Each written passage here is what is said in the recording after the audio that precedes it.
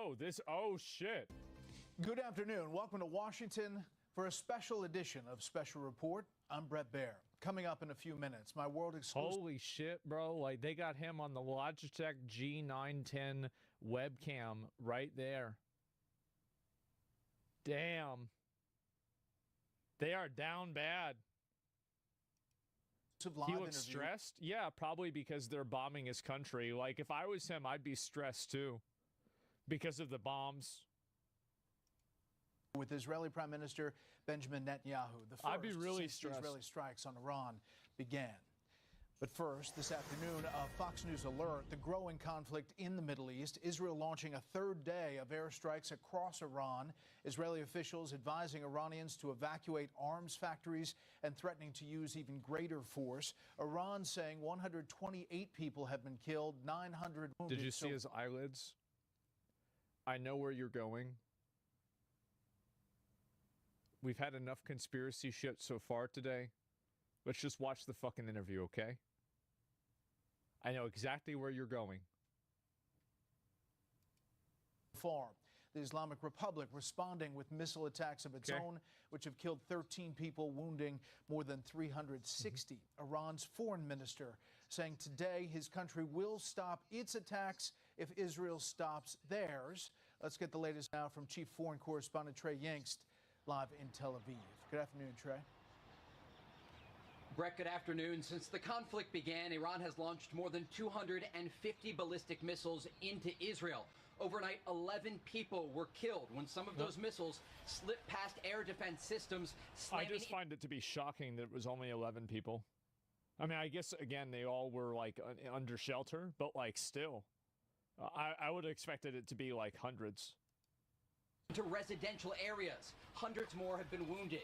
When we arrived at one impact site this morning, rescue crews were combing through the rubble of an apartment building in central Israel looking for survivors. One man in his 50s named Meir was still trapped as his son, who had been wounded in the attack, waited to learn the fate of his father. God damn. Right now, rescue workers are digging through the debris following that Iranian ballistic missile attack that targeted central Israel. They are looking for survivors who are trapped under the rubble, including Meir, that father.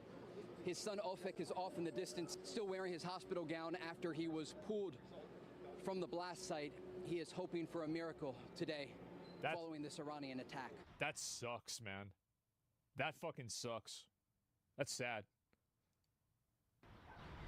Israel is responding to these recent attacks with more airstrikes targeting both military and energy positions inside Iran. Iranian media reports 128 people have been killed and 900 injured. We know among that list are Iranian nuclear scientists and top IRGC commanders targeted by Israel. Iran's foreign minister spoke today about the American support for Israel during the conflict. Now, in conversations with Israeli sources, they are drawing a stark contrast in what is happening here.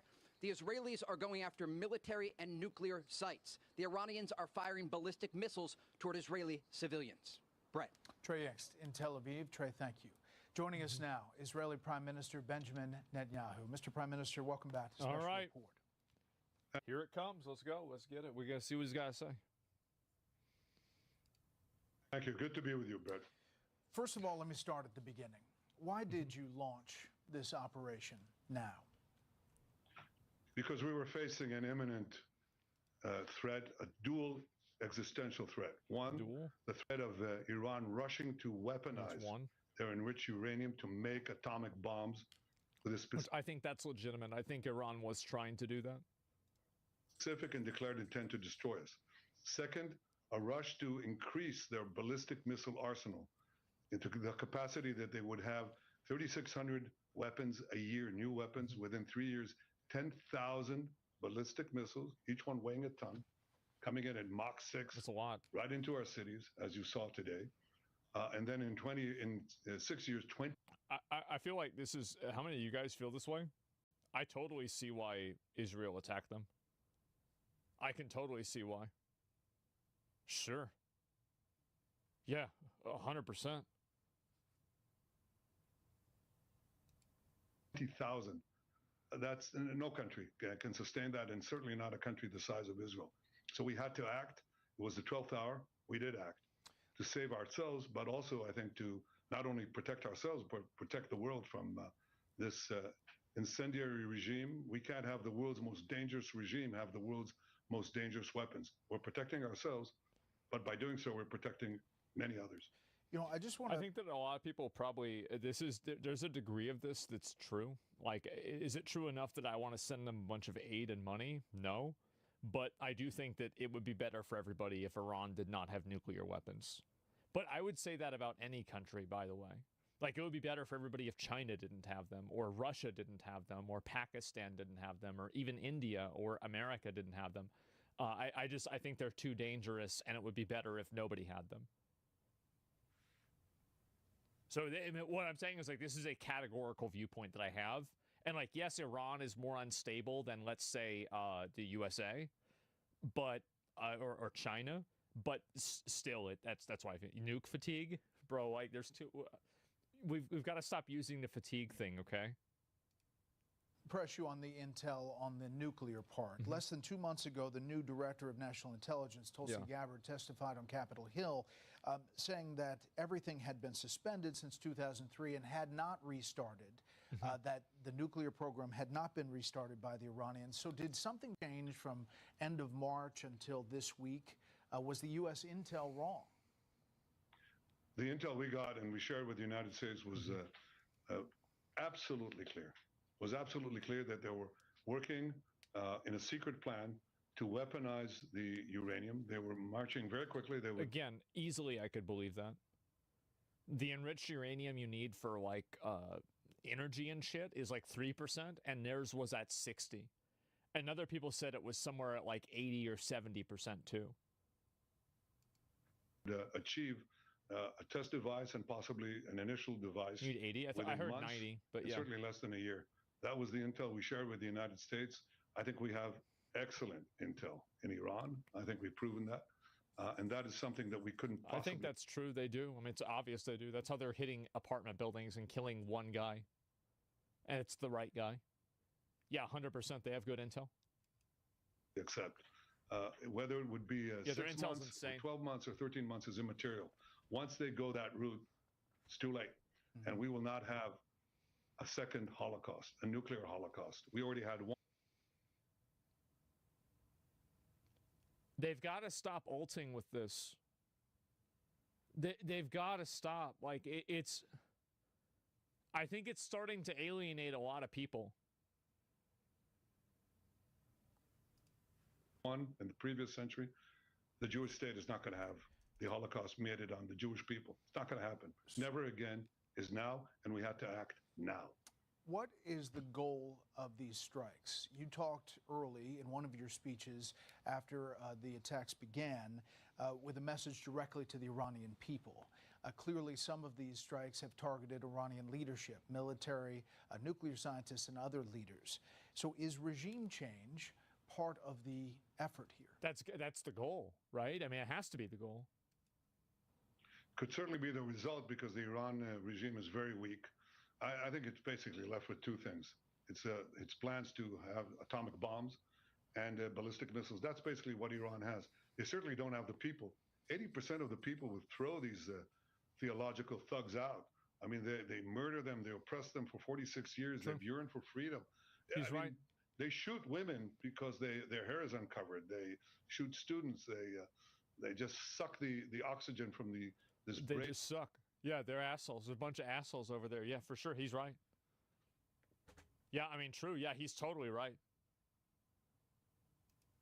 And gifted people, the Iranian people, and the Persian people and the Jewish people have had an ancient friendship.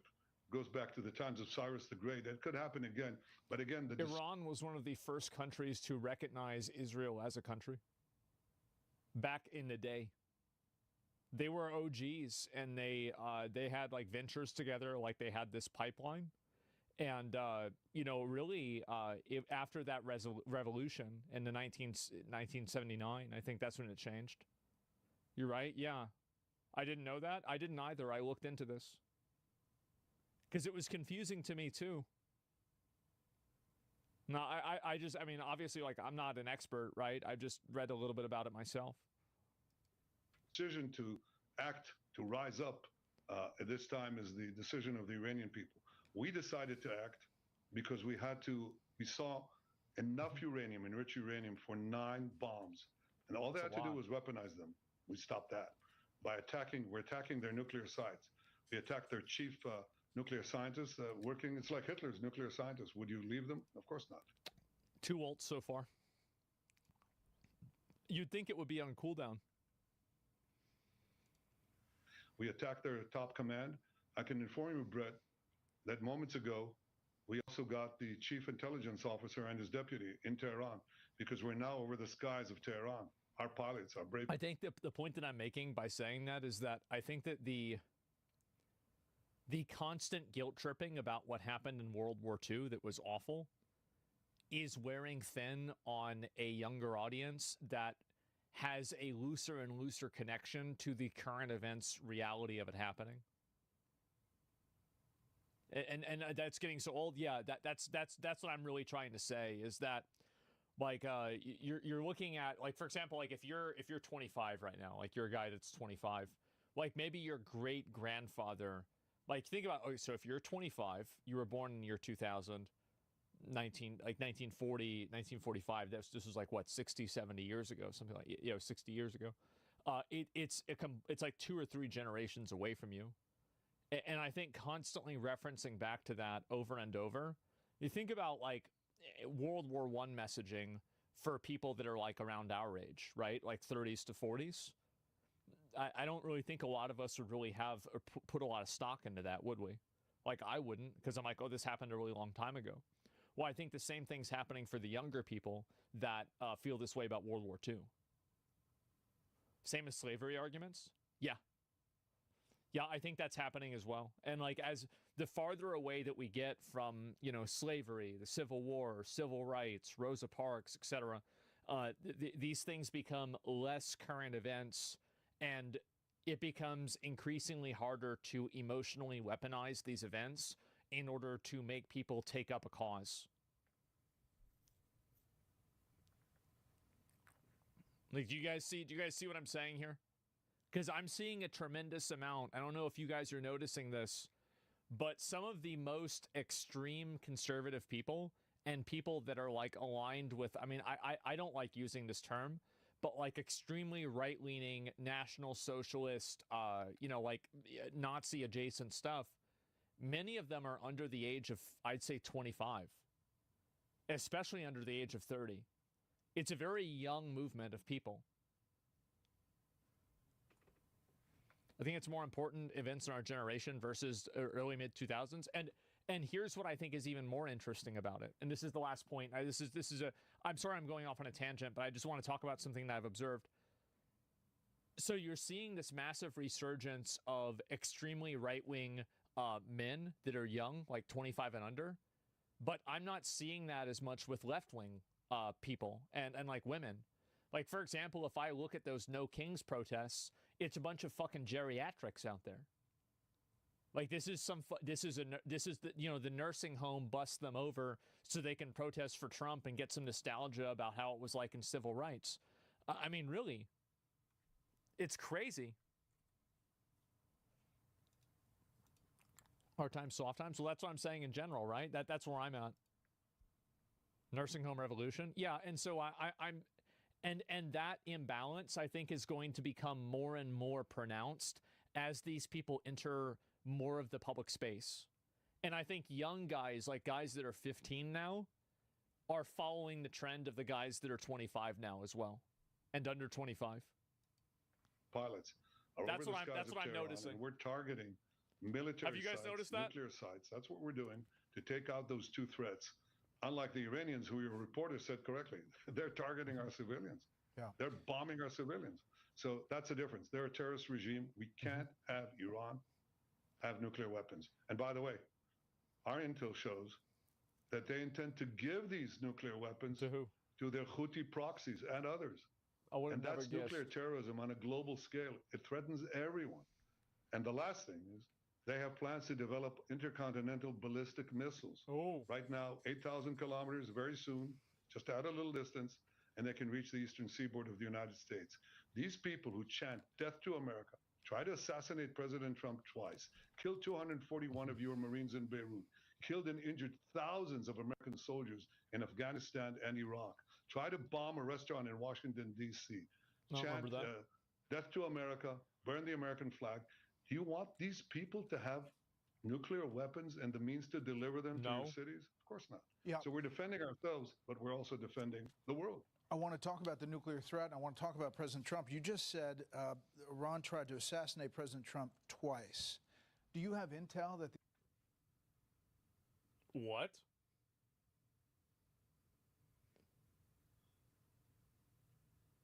Wait, what? I never heard about this. That's a pretty bold claim. Yeah, The assassination attempts on President Trump were directly from Iran? Through proxies, yes. Through their intel, yes. They want to kill him. Look, he's enemy number one. He's a decisive leader. These were two qualifying statements. Through their proxies and through qualifying info. I wish he would be more specific. Hopefully he will be. He never took the path that others took to try to bargain with them in a way that is weak, giving them basically a pathway to enrich uranium, which means a pathway to the bomb, padding it with billions and billions of dollars. He took up this fake agreement and basically tore it up. He killed Qasem Soleimani. He said, made it very clear, including now, you cannot have that was a in nuclear 2018, weapon, which means I think. you cannot enrich. He's been very forceful. So for them, he's enemy number one. Yeah. Look, they also tried to kill me, but I'm his junior partner. They understand that President Trump is a great threat to Iran's plans to weaponize nuclear weapons and use them. When did you tell President Trump you were going to launch these strikes? Look, I've been in contact You're not going to say. In contact with President Trump. We've known each other for many years. And obviously we informed our American friends and President Trump, our great friend, ahead of time. We did. He knew about it, of course. I mean, there were reports that President Trump kind of helped you achieve your strategic surprise by publicly urging you not to attack when he already knew you had decided to do it. Again, would I bet that, like, again, this is the kind of stuff that like, would Trump have done this? Absolutely, he would have done this. He would have said, okay, guys, yep, we're going to have a negotiation tomorrow. I'll see everybody tomorrow. And then, oh, wow, the negotiations didn't work out. Okay, well, I gave you 60 days, and on the 61st day, oh, wow, look, a bunch of bombs show up, and everybody that disagreed with me is dead now. That's crazy. What are the odds? So you were close. He's trying to implicate us in this nonsense? No. Really? Do you think that's... I think that's exactly what Trump did. Mafia tactics? Yeah. No, anytime that there is basically some sort of action that is basically a mafia tactic and Trump does it, I'm like, yep, that's probably true. Trump, yeah, the late, great Al Capone. Remember that? Coordinating with the U.S. throughout this process. Look, we're fully coordinated, but understand that America, under President Trump, will make the decisions that are best for America. And that's the way it is. He understands that I, as the Prime Minister of Israel, the one and only Jewish state, must make the decisions that are important for the survival of my country, and he will do what is best for America. That is a relationship of mutual respect and mutual confidence. Does Israel have the capacity to strike Iran's nuclear sites deep underground? Well, we've certainly done quite a bit. We've destroyed the main facility. Why would they say that? This is like saying, so what time are you going to attack tomorrow? What time is the sneak attack tomorrow? Yeah, I mean, obviously, if they can, they're not going to say it. And if they can't, they're also not going to say it because it makes them look bad. They're never going to say it. The one and only, is there another? Oh, the Jewish state? Oh, as far as I know, like the U.S. is the only, Israel, Jesus. The U.S., Israel is the only Jewish state. That's what I meant to say. Israel is the only Jewish state. facility in Natanz. That's the main enrichment facility. And if we need to, we'll add whatever is needed. But yes, we're committed to achieving both goals. And I'm not going to get into all of our objectives. I don't want to get into specific operational plans. But it's our existence, but not only ours. I think it's a wider battle here. Thanks for the clip. Of civilization against barbarism, of good against bad. I mean, this regime, look at what it's done without nuclear weapons. It's just fomented evil everywhere. I get the barbarism argument, and I understand that, and I'm not a big fan of it. But whenever I see, there's a big part of me that when I see how surgical they are with attacking Iran, and then what seems to me, again, that this could be the untrained eye, but what seems to me as indiscriminate destruction in Gaza, I feel like everybody is engaging in a little bit of barbarism here, aren't we? I mean, they've pushed international terrorism to the hilt into every part of the Middle different East. Things. I understand. In Iraq. No, I Lebanon. understand the counter arguments. I get it. I'm just not sold. I get it. I'm just not sold. Where they had Hezbollah, Hamas, where they encouraged the Houthis, the great massacre of October 7th, the Houthis. That's what they're doing when they don't have nuclear weapons. Nobody likes them. Attacking American targets. Now imagine what they'll do if they had nuclear weapons. And I'm always amazed at people who say they care about America and they don't want a war. They're right. Yeah. This is a forever war that Iran is doing without nuclear weapons. And imagine what they will do if they have them. I think for the security of Israel, America, the world, we must make sure that they don't have these weapons and the means to deliver them. And they're working on both. I just want to ask you about the nuclear sites. Fordo Nuclear Enrichment Facility located deep inside a mountain. These are from Iranian nuclear experts. Inside this mountain near Qom, Esfahan, deeply buried facility where Iran stores its highly enriched uranium. In some ways, experts say it might even be more important than Fordo. The IAEA says it's a half-mile deep. So I guess the question is, if the goal is destroying Iran's nuclear program, how do you do so without the 30,000-pound bunker buster bombs that really only the U.S. has? Have you asked President Trump to use that 30,000-pound penetrator bomb to get to those facilities? I'm not going to get... So tell us, have you decided to use the secret weapon or not? Like, I mean, what are you doing asking this shit? What are you doing with this? No comment? Yeah, of course they asked. Obviously they would ask. And if they didn't ask, it's because they knew they wouldn't need to. Get into my discussions with the president. Yeah, I'm not going to talk about that. His decisions are his decisions. As for these targets, we've destroyed... One thing that I do have to say that I appreciate from this guy is that he's not entangling the U.S. with his language. I do have to appreciate that, and I'm glad to see that. On the conversion facility they had, that's a very important facility. He's a long-time politician. Without which you can't really build a weapon. That's gone. There are other plans that we have. I won't get into it. I think Israel has shown that it has, well, how shall I say it? We're the innovation nation that we're called that, startup nation. So we have quite a few startups and quite a few rabbits up our sleeve. And I don't think that I should get into that. Okay. Well, I mean, so they got a bunch of, he got a bunch of those little sneak attack things. They got rabbits up there. So, I mean, the thing is, they did do, like, you don't have to, don't discount these guys, bro. That pager shit that they did, that was diabolical. That was some crazy ass shit. You go and do that pager thing. So, like, I kind of believe him, honestly. I'll be right back. Oh, man. Yeah, I didn't realize how big of an interview this was either, because, like, I was reading some excerpts from this earlier today, like in bed even, and, yeah, this is a big deal. Mossad has a whole building for explosive drones inside Tehran, which is crazy as fuck. This is pager level. How much smegma is on Asman's dick? Ask your mom. Okay, let's get back to it. Are you getting everything from the U.S. that you've asked for? Is there something that you've asked for that you're not getting?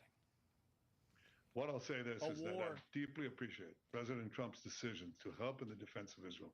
American pilots are shooting down drones that are headed to... I think he's just got to understand that, like, the U.S., especially after how long we were in the Middle East last time, I don't want to get into another one of these fucking things. Because it's always, and it's never just one thing, right? Like, it's sick of it. Lost our appetite? Yeah. Towards Israel, as do our pilots. American THAAD missile batteries are helping defend Tel Aviv and greater Tel Aviv area. American Aegis ships are in the Mediterranean. That's all a decision by President Trump, which I deeply appreciate. Again, his decisions on what to do at any given time is the president's decision. I trust his judgment. That's fine. Do you have any estimate on how much you have set back Iran's nuclear program? I think that based off of that, Trump has given them certain promises behind closed doors that he will assist them with things. Because it seems like he's no longer trying to proposition to the American people to, like, create pressure on Trump. I think it's probably already happened. Now, what are those? What is that? I mean, hopefully we don't find out, but I don't know. I think we've set them back quite a bit. I think they were completely surprised. And, you know, surprise is a great element of success. Remember the pagers? Yeah. Remember Nasrallah? That's part of breaking up the Iranian axis. True. And we achieved that with surprise. And I think we achieved a great surprise the other day when we started. You know, we could wait and wait and wait. They'd string along the negotiations. We gave them a chance. I gave them a chance. That's the reason why they bombed them after they planned the negotiations, is because they thought they were just fucking around. I feel like it's pretty obvious that's the reason why they did it. Israel just directly threatened the U.S. president that if the U.S. doesn't join the war against Iran, they will kill him. I mean, I don't know. But it was that's clear not how I. That's not how I would it. interpret. It became that. clear, I think, to the United States as well, because the president was very clear. He said, "You can't have nuclear weapons." No, that person is just again unclear English. What he means to say is that they is Iran and not Israel. But because he wasn't clear in the way that he structured his sentence, it sounded like he meant Israel. And in order not to have nuclear weapons, you can't enrich uranium. And they basically strung everybody along, and it was clear to us it was going nowhere. I could wait and wait and wait until they officially declared that the talks were off, or they, and we'd officially declare that we're going to attack them. That's not how... They intentionally led them to believe that they would continue talking to them to lull them into a false sense of security so they could kill them. That's obviously what happened. Duh. I mean, that's art of war stuff. I mean, come on. Like, there's a book written on how to do this from 2,000 years ago. I conduct wars. Just pay for your own bullets, dude. Wars. Yeah. So we're geared to do whatever is necessary to achieve our dual aim, to remove two existential threats, the nuclear threat and the ballistic missile threat. And we're doing that as we speak now in Tehran, but we're not bombing the population. We're telling the population, leave. So when we hit the targets embedded in civilian areas, you won't be hurt. And there's now mass migration from Tehran right now. That's what's happening. So because we're giving them forewarning. Mr. Prime Minister, what proportion of Iranian air defenses do you think you've taken out? Back in That's October, a good question. The air defenses were really decimated. Now you say you have kind of control of the skies as you're picking these targets, yet these missiles and drones are still coming your way as they attack. Yeah, how the fuck did so many missiles hit yesterday? I never seen the Iron Dome fuck up that bad. That's a lot. As you point out, civilian areas inside Israel. Well, you're right. First of all, we're doing a lot to prevent a lot of them from coming in, but it's not hermetic. You're quite right. But when I say we have control of the skies, you correctly said that they had a very dense anti-aircraft batteries between the western border of Iran and Tehran, and basically our incredible, there's no other word to describe it, our incredible intel guys and the Mossad. They did wonderful work to peel off the layers of protection that they had, and our pilots took them out. And so we have a free highway to Tehran, and we can now pick off the targets that we need in Tehran and other places without having our planes shot down. And so far, none of them have been shot down. And I hope that continues. I thought they said one of them got shot down. Are they denying that? I guess maybe they are. We are absolutely I heard at least one to remove this threat. This is what you have to do. Who knows? You stand at the brink of catastrophe. And I think it's not just our test. Do we actually believe that Iran would nuke Israel even ever if they even acquire nukes? If they do that, it would be mutual mass destruction. Israel's nukes as well. I mean,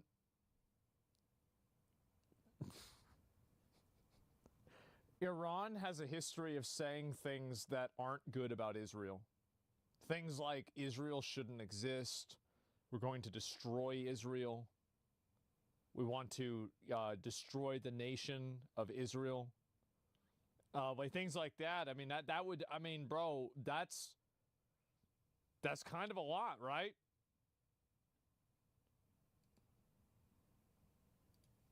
So Churchill talked about the slumber of democracies. He said that democracies tend to sleep until the jarring gong of danger wakes them up. Well, sometimes it might not wake them up. Certainly, we didn't need a wake-up gong. I've been talking about the Iranian threat for 40 years. 3 years, I think, 4 years after the Iranian regime, the Ayatollah regime, hijacked Iran and the people of Iran. I said the greatest threat facing Israel and potentially the world is this regime that will try to arm itself with nuclear weapons. And I've devoted a considerable part of my life, in fact, most of my life, to preventing that. And when the gong of danger sounds, and you know it's the last moment, it's the 12th hour, you've got to act. That's what responsible leaders do. And what I want... I don't blame him for attacking Iran. If I were in his position, I probably would have done the same thing.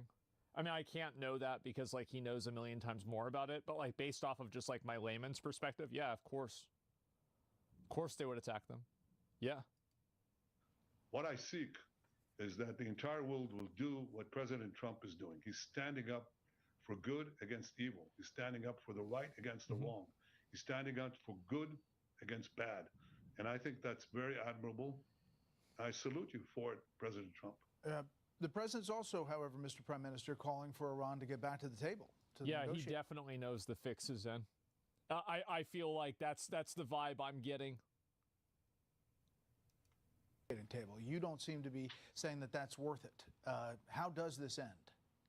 Well, in fact, I said it is worth it if they'll do what the president wants, and that is eliminate their enrichment capacity. You know, that's a lot better than my country, my forces, my brave pilots having to do it. It's much better than our Mossad operatives on the ground having to do it. But if they don't do it, and they certainly didn't want to do it, it became very clear, we had to act. We don't wait until we have a nuclear holocaust. That's not going to happen again. So how does it end? Well, it'll end when we remove those capacities, and we will. I don't think that'll matter if you remove the capacities, because you're still going to have the same exact people that are running it that are going to try to do it again or try to do something else similar to it. The problem is the people running the government there. It's not like the nuclear weapons are obviously an enabler for bad actors, but it's mainly the government there that's the problem. Regime change, yeah, that's the goal. The people will die soon too? Yeah, I mean, like the main guy will. He's 86, right? I mean, 86 is pretty old. You stop short of killing Iran's civilian leaders, just military commanders. I mentioned nuclear scientists, but not the supreme leader. No. There was a Reuters report just moving saying that President Trump in the last couple of days vetoed an Israeli plan to kill Iran's supreme leader. So he just bringing it up directly. Damn. And to 2 U.S. officials. Is that true? Actually, there's so many false reports of conversations that never happened, and I'm not going to get into that, but I can tell you, I think that we do what we need to do. He did.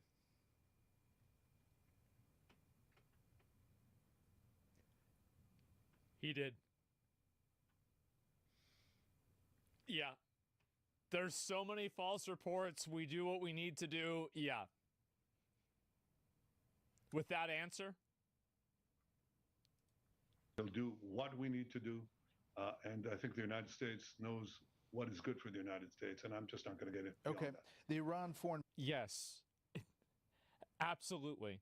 Because I think that Trump is probably worried, and this is a very fair and reasonable worry, that killing the leader of Iran will create a power vacuum in Iran that will create a destabilizing force, that will create a new terrorist organization, and now it's basically you cut off the head, and now there's two more heads.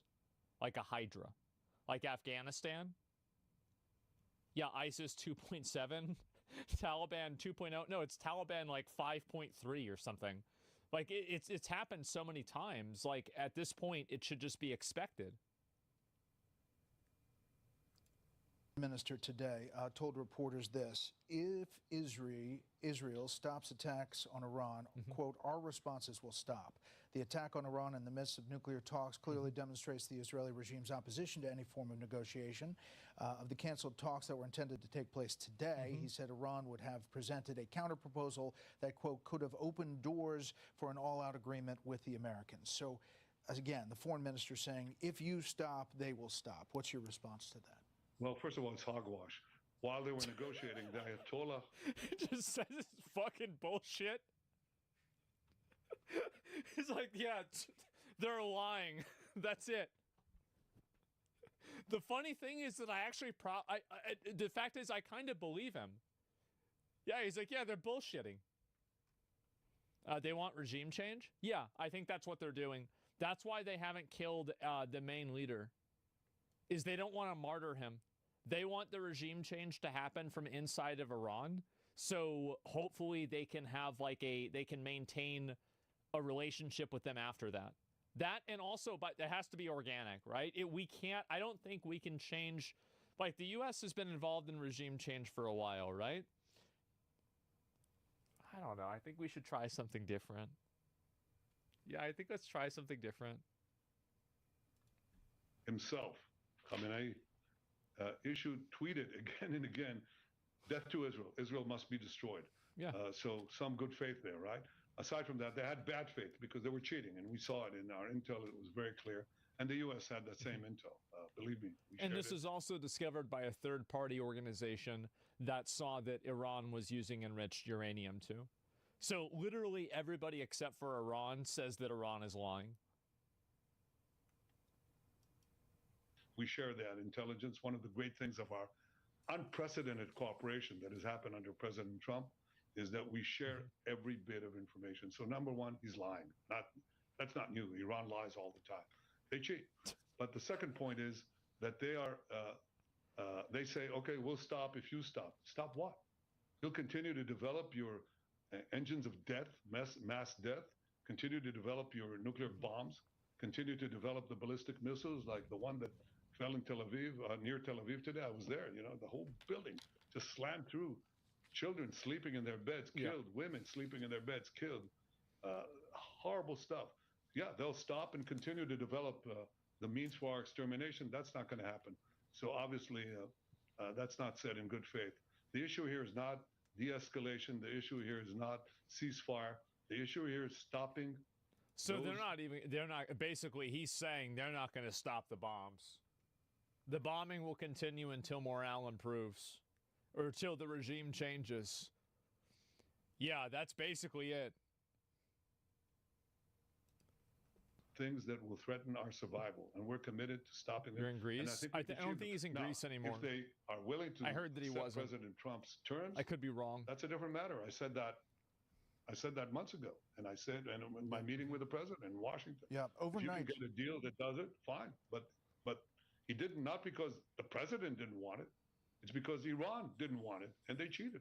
Overnight, you expanded your airstrikes to include oil and energy infrastructure in Iran. Is that a different phase? What's the point? Well, this was an oil container. It wasn't a production site, but it merely means that we're ready to take whatever action is needed. And of course, we'll take some of those actions in response to what Iran does to us. But as I said, our main targets are the military and nuclear targets, and we're taking them out with the precision and with purpose. You know, we're not hearing much harsh criticism from the Gulf Arab countries. There have been some statements. Saudi Arabia putting out, the Kingdom of Saudi Arabia expresses its condemnation, strong denunciation of the Israeli attacks that targeted the Islamic Republic of Iran, which violated sovereignty. These attacks represent a blatant violation of international laws and norms. That was early on, but not much since then. No, I don't think they really give a shit. Yeah, I don't think they care. Saudis are happy about this? Yeah. Oh, no. Anyway. How do you judge? Everyone hates Iran? Yeah, it seems that way, right? And, yeah, Saudi Arabia literally allowed them to use their airspace. What? Yeah. I think also, like, after all those meetings Trump did with the guys in the Middle East, the last thing they want is to get behind, like, I mean, he just locked in a bunch of money for them. And they locked in like trillions of dollars of trade. They don't want to fuck that up.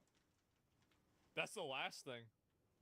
Also, by the way, it's raining kind of hard outside. So if I go offline, that's the reason why. It's raining. It is. To what's happening. It's nice. Now. It's very nice. It's cozy. Well, I'll leave that to them. They can speak for themselves. But I truly believe, you know, that we have a great future. If we take out Iran. Iran has been the systematic fomenter. It's not even taking out Iran. It's taking out their government that's hated by their people. Sabotage. Like, terrorism. I would not... What do you guys think? Where do you think Iran's government has a higher approval rating? Western leftists or Iranian people?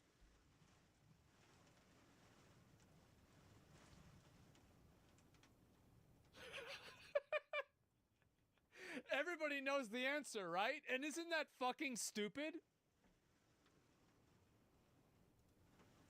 It's not even close, yeah. You know, the Saudi oil facilities. Isn't that embarrassing? Send terrorists everywhere. It's actually wild. I know. So I think that I have a different conception, a different future. And it was embarked on with the help of President Trump and his leadership in the Abraham Accords, where we signed peace treaties with 4 Arab states, expanding the peace, something that wasn't done for a quarter of a century. Damn. And I believe that we'll have opportunities to expand the peace as well with other of the Arab states next to us. I think they understand that Iran is a mortal threat to them as well. Mm-hmm. They have their eyes on their oil facilities. Yeah, none of them over there like Iran. Yeah, this is the thing. Nobody likes Iran. Like, Iran's trying to ask them to help, and they're like, oh, my phone was off. I didn't get the call. The waterways with the Houthis, they want to conquer the Middle East. And the one obstacle they've had so far is the state of Israel, because we're the ones fighting Iranians. And the other obstacle they have is President Trump. And I think, I'll tell you, they think that President Trump is an enormous obstacle. Mm-hmm. They think that Israel is a very big obstacle. And they're out to get us both. In fact, they tried to kill me too. They fired a missile into my bedroom window. They missed. Wow. The wait, what? To get us both. In fact, they tried to kill me too. They fired a missile into my bedroom window. They missed. Wow. They missed? Jesus. What the fuck? Yeah, they did a drone? I didn't even know that. I never heard. I guess I wasn't paying attention when that happened. Damn. The Saudi Crown Prince, as you remember, in September of 23, told me he was getting closer every day to recognizing Israel and normalization. The very next day, you repeated that to me. Take a listen. Reports that you had suspended talks. No, that's not true. Not true. So you think, if you were to characterize it, are you close? It's pretty obvious, like, he just doesn't want to... Like, I actually, the thing where he killed the journalist was not great, But overall, I really like this guy. I think that he's got, I think he's got his head in the right spot. I do. It's closer. I know you heard those words from the Saudi Crown Prince. What was your response? Well, I was delighted to hear what he had to say. He is. To borrow a phrase, I think we're getting closer to peace every day that passes. Obviously, October 7th was just a few days later. Can you get back to that moment pre-October 7th? I think what you heard was correct. One of the possible reasons for the timing of Hamas's attack, and remember, Hamas is one of Iran's terror. There's a Washington Post journalist actively trying to subvert his nation, not saying they deserve death, but I understand their point. You shouldn't go to Saudi Arabia and start shit with them. Like they literally have a sword on their flag. What were you thinking? Literally the dumbest idea you could have. I wouldn't have done that either. One of the Coolest reasons flag ever. Saudi Arabia flag is way cooler than the Hezbollah flag. It's not even remotely close. The Saudi Arabia flag looks awesome. The Hezbollah flag looks like it's some kind of brand of mustard. I don't know what Hassan was thinking. He was just trying to be edgy or something. It's not even remotely close. that they may have brought up the attack, low-grade not design, even coordinated with others as they were supposed to do, is perhaps that they were afraid that the words of the Saudi Crown Prince and my own words were about to materialize. But they will materialize one day, I'm sure of it. And that day will be a lot sooner once we get rid of this mortal threat that Iran poses not only to Israel, but to our Arab neighbors, to Europe, to the United States, to many others. Last thing, Mr. Prime Minister, I'd be remiss if I didn't ask about the situation in Gaza. One of the reasons it's not moving forward, the normalization, is because of how that's happening. Understand that you put the onus on Hamas for everything that's happening there. But as of now, you know, we take the Gaza Health Ministry for what it is. They say the death is 55,000. The United Nations puts it at that number as well, but they're citing the Gaza Health Ministry and women and children making up half of the dead. Is there an Israeli estimate as far as the death in Gaza since the start of that operation? Well, the ratio of civilian combatants to non-combatants is about 1-to-1, which is unheard of in such a dense urban environment. And that's happening because we're telling the population leave, and Hamas at gunpoint, and sometimes shooting them, saying stay in the war zone. That's why you have, or had, a lot of... By the way, I believe this. I think Hamas has no problem martyring their own people. I think Hamas is awful. They kill people who protest against them. They're an oppressive, terrorist, militaristic force. They're awful. They're awful. Like, I mean, and again, it doesn't make Israel good, but Hamas is they are the oppressors there. They use them as shields. Yeah. Civilian casualties, that is decreased.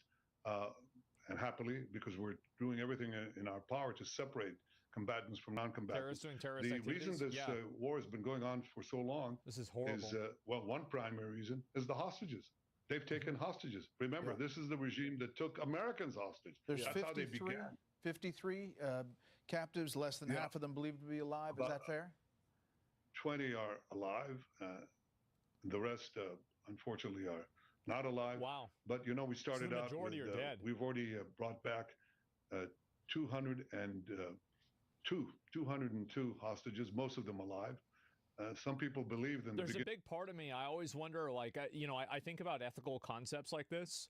Is it ethical for them to continue this ongoing war that kills thousands of people in order to hopefully negotiate for the lives of 20 people? Rather than like immediately go in and like militarily remove this like terrorist organization? I don't know. You're so biased towards Israel. Hamas are terrorists and so is Israel. You have no idea about colonialism. Hamas is terrorists. Okay, so then you agree. Yeah, they're bad. Yeah, that's what I was saying. That's my whole point. Beginning of the war, in fact, the most senior military people, they said you would be lucky if we got one. And I said, no, I don't think so. I think that a combination of military and diplomatic pressure will get us, we can get them out. And I'm committed to getting all of them out.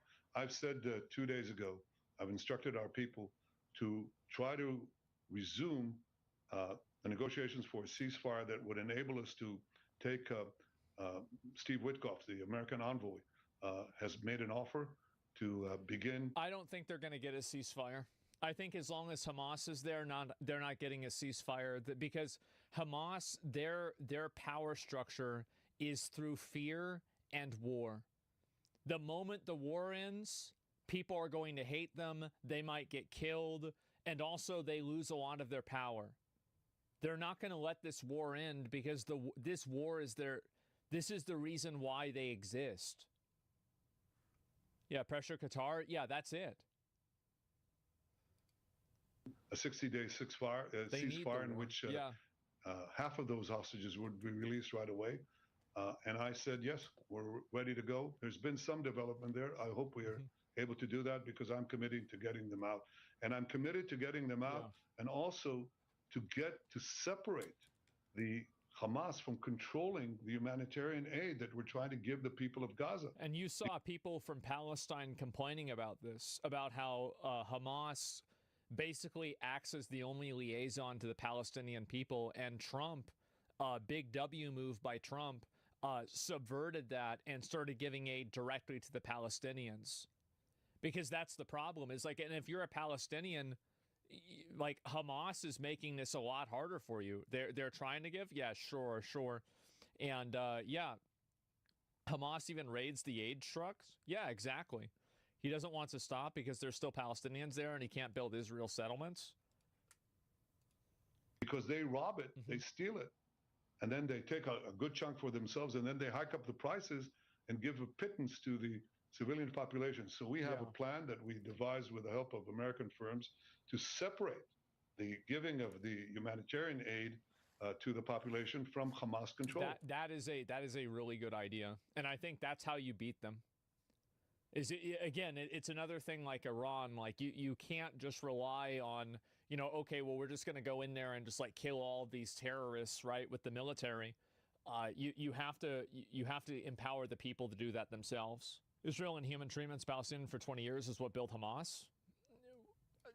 Israel is bad. Like, I'm talking about Hamas being bad. Like, I think that we've already established that Israel could do a better job and is bad in terms of how they've treated Palestinians. This is already a defined reality. Like, we don't need to discuss that because it's already certain. But the reality is that Hamas is oppressing its own people. They're doing it to their own people. People who speak out against Hamas, they kill them. I don't see how, like, anybody can't see this. It's crazy that, like, in the U.S., people have gaslit themselves into supporting literal terrorists.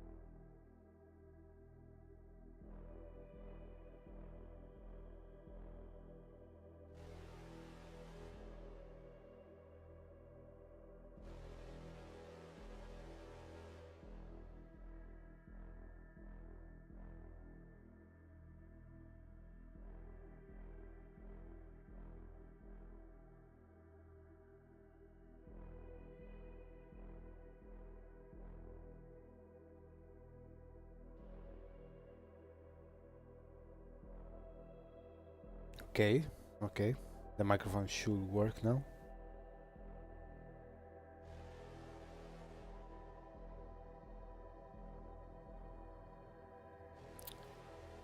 I'm gonna use the microphone because typing while gaming is not feasible.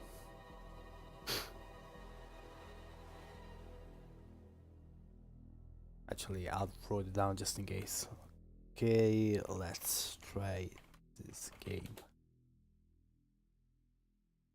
Start.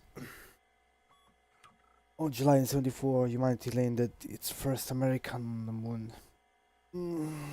Can't follow it. In the sense of the temple was diverted away from the Salyut program, tasked to disrupt the plan on a more do not pass within the confines of the moon's lava tubes. That was too fast.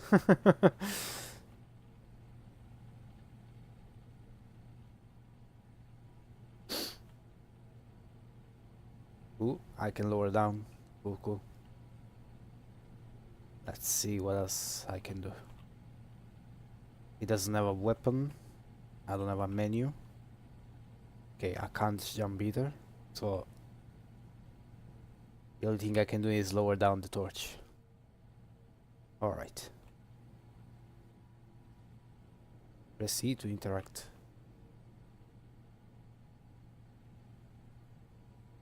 Can I close it? If you're reading this, you're being now awakened from the stasis. You don't have a lot of time. Move fast and send word about what has happened.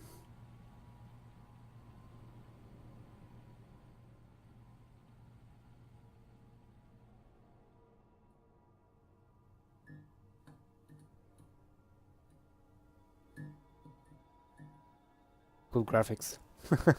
Maybe the dithering effect is too much.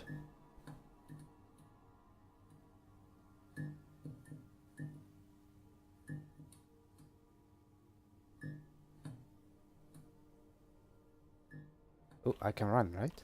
Yeah. Okay. I can't lower myself down.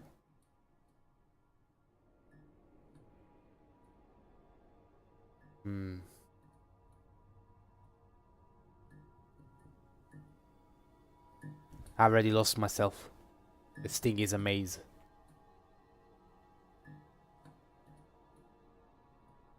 That body. The body. Hello? Interact, interact. Nothing.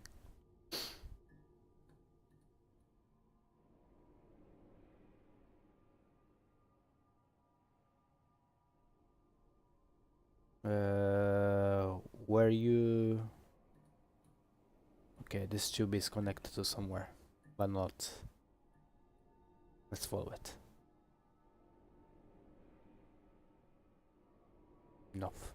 Nothing here. Nothing.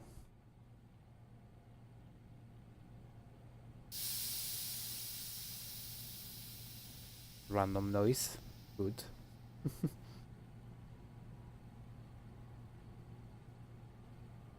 Oh, more blood.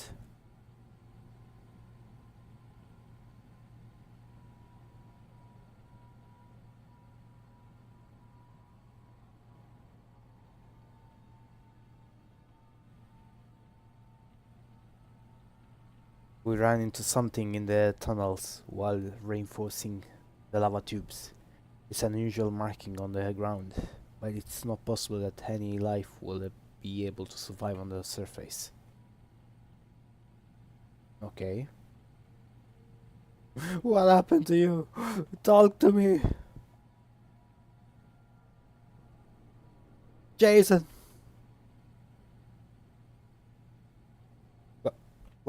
What did I pick up? It didn't say it. I picked up something. A box.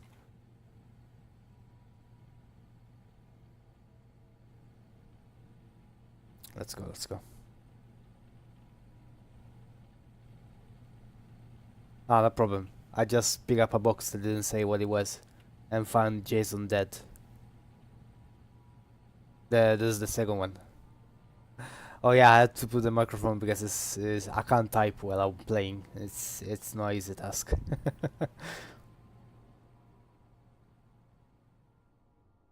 And also my girl already left the house, so we can speak. More or less.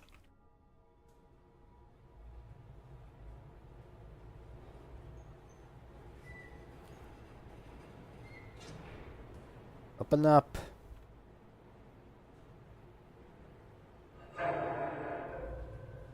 Who's that?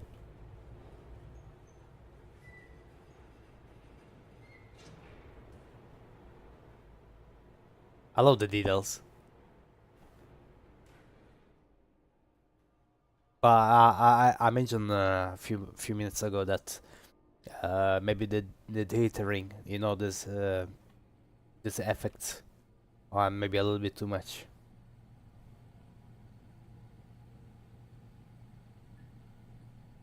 One of our crew members have been attacked during Hiva. We brought him back, but he didn't make it. We also lost comms, and will need someone to head out to the LK Lende Pass, whatever is in that tunnel.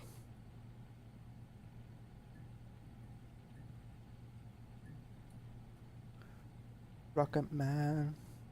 Can I see outside? Nothing, yeah. Nothing. No, let's go left. Keep always left.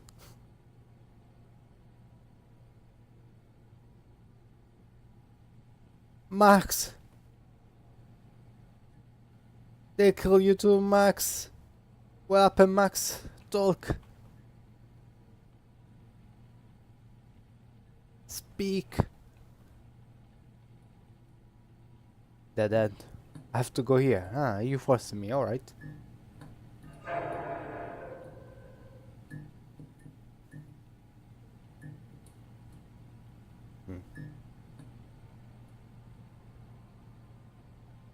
Another red box. There's a face. It's a trap. It's a trap. Let's investigate first. Nobody. Alright.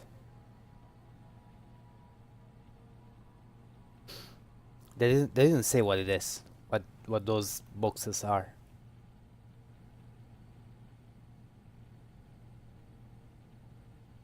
We ran out of air and fuel, and as such, we nominated Korolev as the person that will take off to rendezvous with progress. He knows the re-entry procedure and is the only one with combat experience. The rest of us should wait it out. Korolev.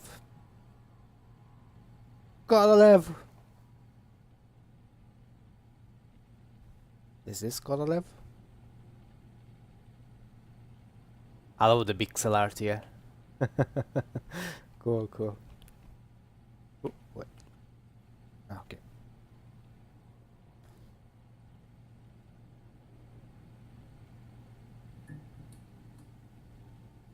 Jump scaring free.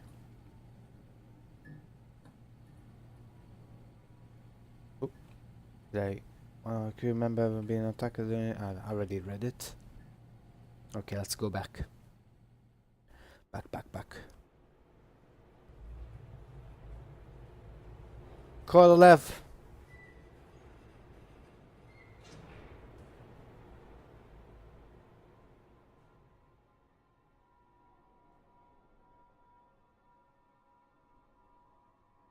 Na.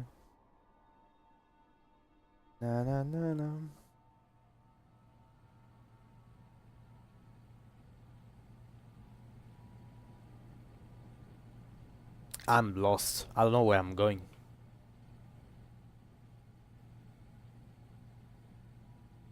I think I saw this man before, the one with the lava thingy. Oh, wait. Back to the beginning? I'm back to the beginning, alright.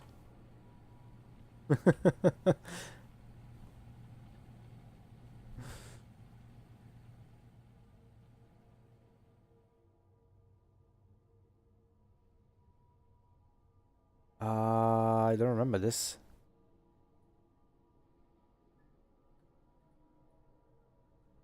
Back in NASA have merged to draw up plans for an experimental shuttle craft. This means we'll only be receiving scale supply mission from progress. This is bad news. Is the British Aerospace Corporation.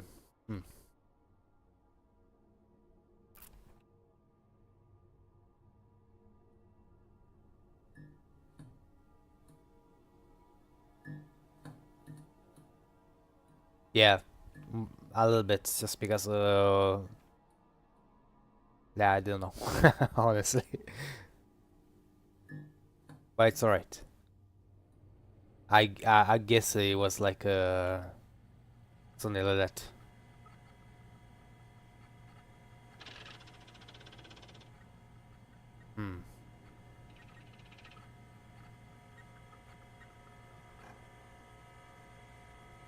Korlev.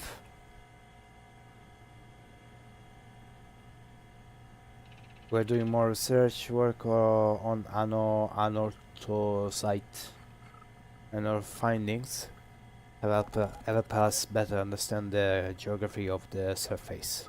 More specifically on how some of the more stable lava tubes may be used for human habitation.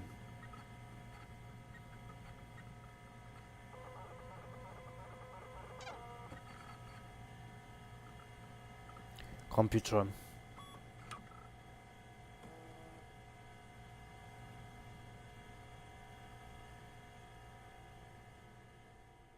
What's here?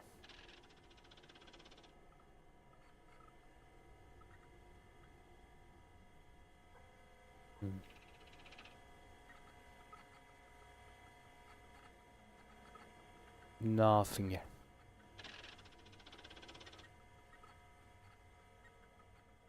Ooh.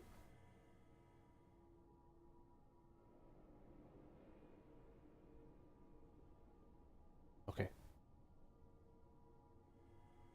Oh, more room. Where is this? What's that?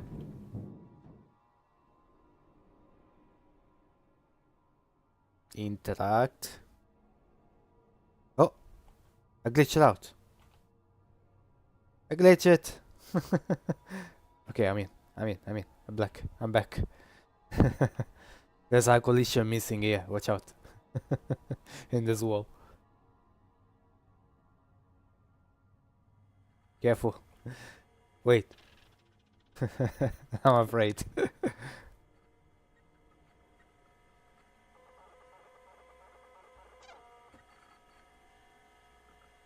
A tiny white box.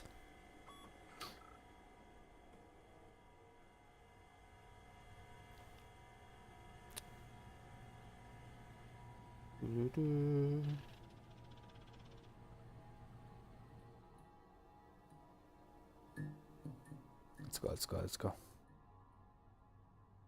my god, I forgot where a turn I did the first time was left. I don't know. Let's go.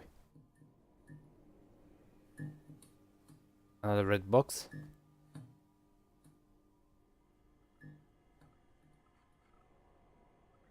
Interact. Ah no, I'm gonna place them. Alright. Wait, before placing them.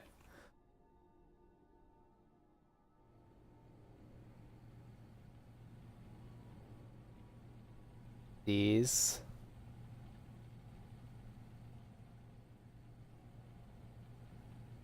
Medic room. Looks like. If you're reading this, you've been awakened from the stasis. You don't have a lot of time. Move fast and worry about what happened. Wait, this is where I began. No? This is where I begin. This is the starting point.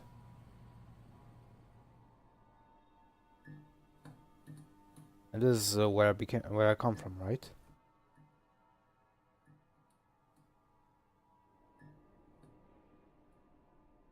We go up.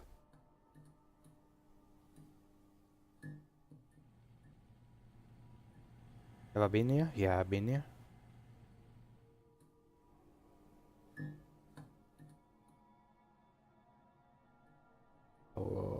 try this one. This is where I was, so I made a turn. Yeah, let's go back. Okay, I think my job here is done.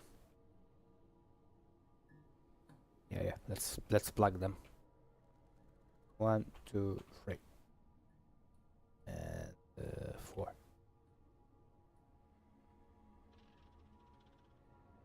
Let's read. Oh, we need to create an override key for the locker door. To do this, we need to gather the 4 data pool, which contains the respective programming. So I guess the one I picked up, the pop-up on top, was the key that I needed, right?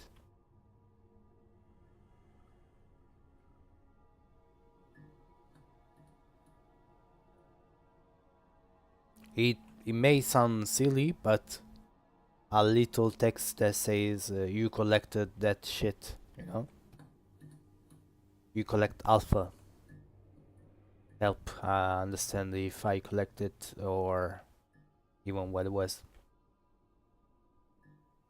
Future tips for the sequel. Or even a menu, a small menu, just on the bottom left, you know, the Minecraft style, just to understand what do I have.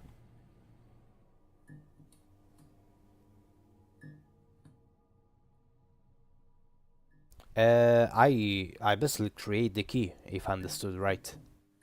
I insert the 4 shit, and now I have to plug this key somewhere. I don't remember where. I think it was here. In the computer room.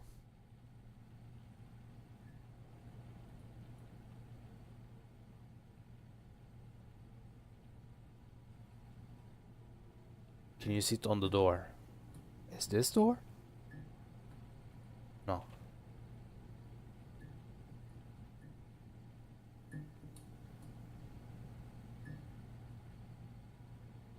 I thought it was somewhere here. No, wait. It wasn't here. On the lockdown. Well, I'll find it. I'll find it. I'll find it.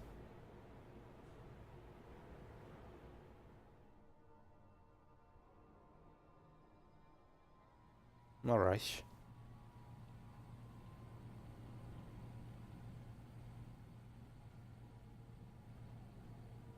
No, it's alright. No, you can backseat anytime you want because I will eventually get lost anyway.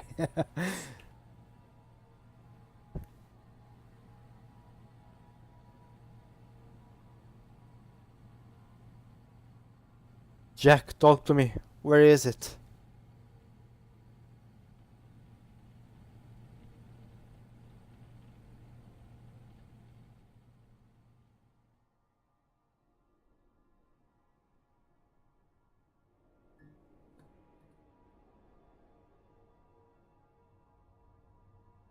Ah, yeah, I wrote this.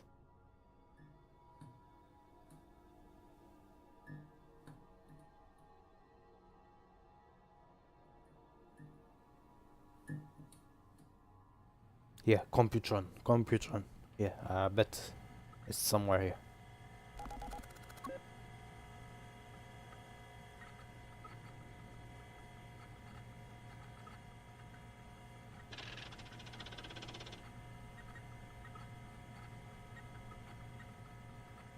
I thought it was here, by the way. This was a good room to put stuff on it. No, I guess not.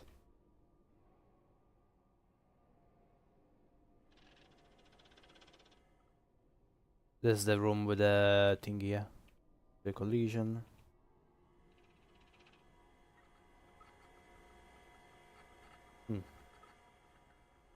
It is.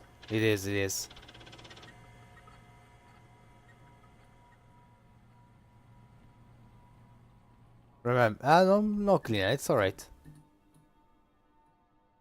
I don't mind getting lost.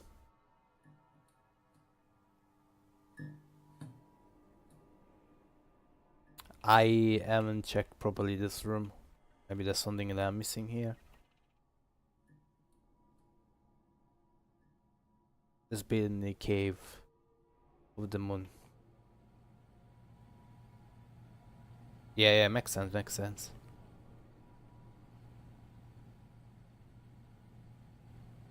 Makes sense, makes sense.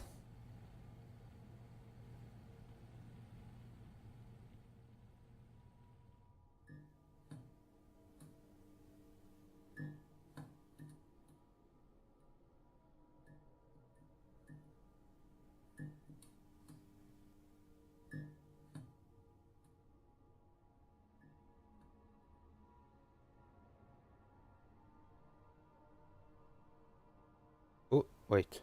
I've never been here. Trouble trying to pry this door open since the lockdown. We've finally been able to get the power and the computer working, but we'll need to acquire a keycard with the override command. Oh, alright. I got it. This is the first time the ceiling is different. Yeah.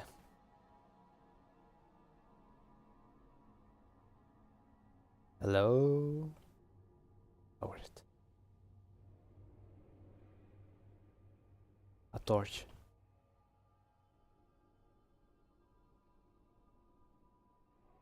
Am I supposed to go here? Is it safe? Yump. Dead. Okay. Let's lower it. The shadow. Whoa! Okay. Who are you?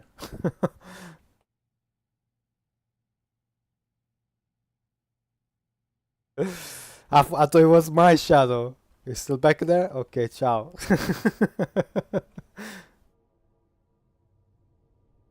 No.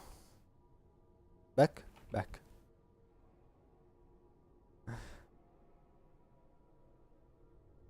Rune.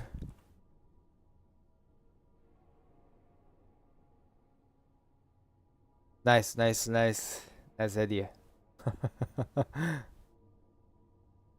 Open space.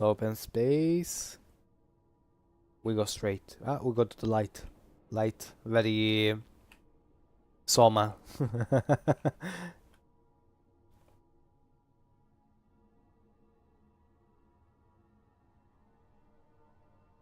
Okay. Interact.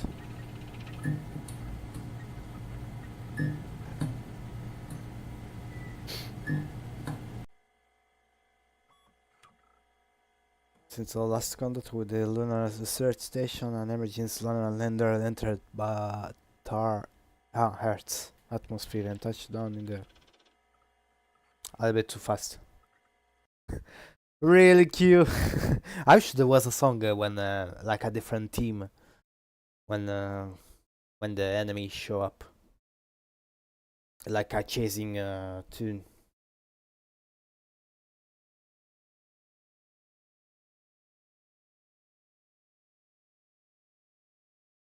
Really cute.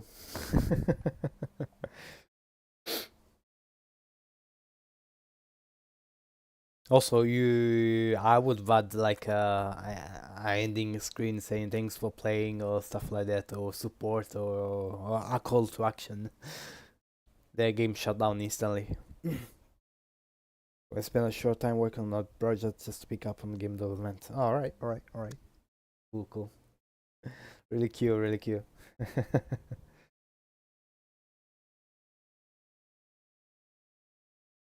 Yeah, like a link to the, if you click on the link, it will open a web page with a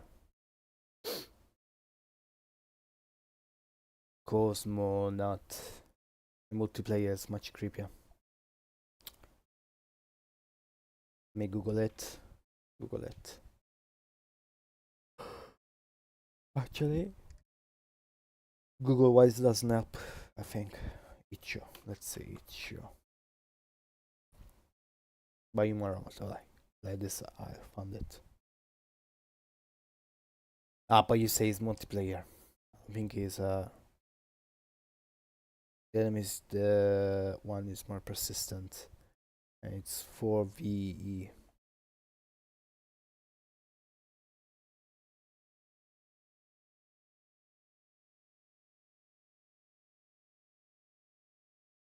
Okay.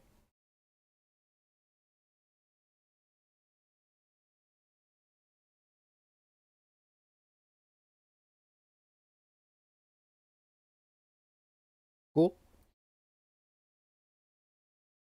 It did feel like a demo. But a nice little project. Oh yeah, because it's multiplayer, so I have to play with somebody else, no?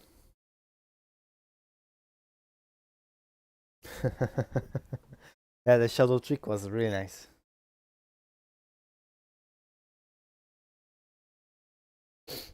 You could have gone harder with that. It was a soft jump scare that I really appreciate. But again, music, some more difficulty in a way, because it was too easy to get away with it, you know, outrun it.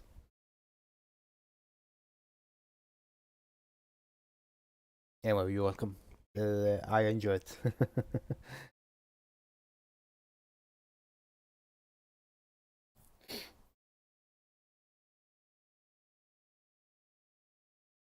Main scene.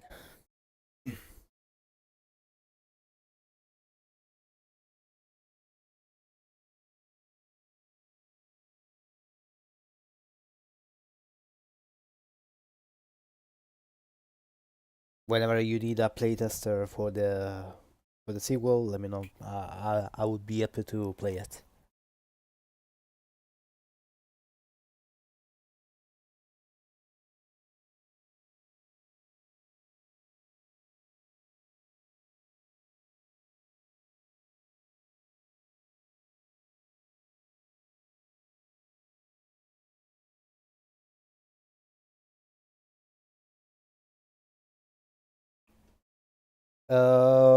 You just need like a press enter to continue. So you let the player read at his own pace, you know.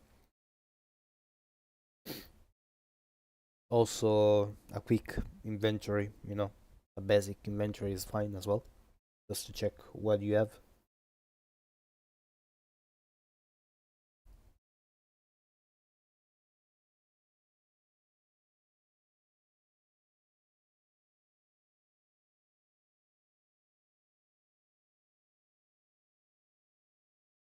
Also, well, now that I think about it, when you lower the torch, it's a cool mechanic, but you never use it. Unless I use it wrong. But I feel like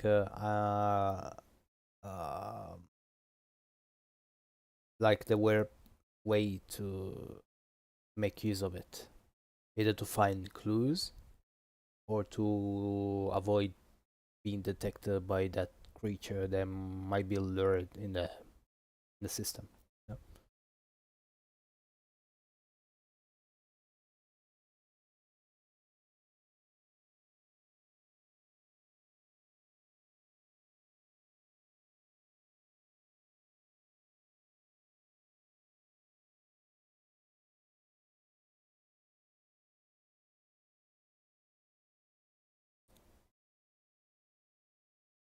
Like, it was cool to put the torch down, but the game never gave me a reason to do it, you know.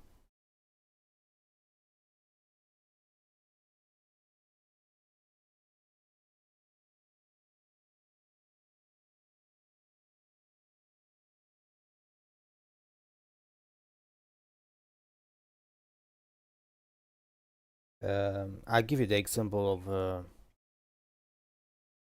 I was thinking you're having a limited power in the sequel, so that you have to use a dynamo torch. You basically you get my point. in thingy, what's the name? Or Amnesia. In Amnesia, you have that thingy, that torch that you have to spin it to make it work and make noises, you know?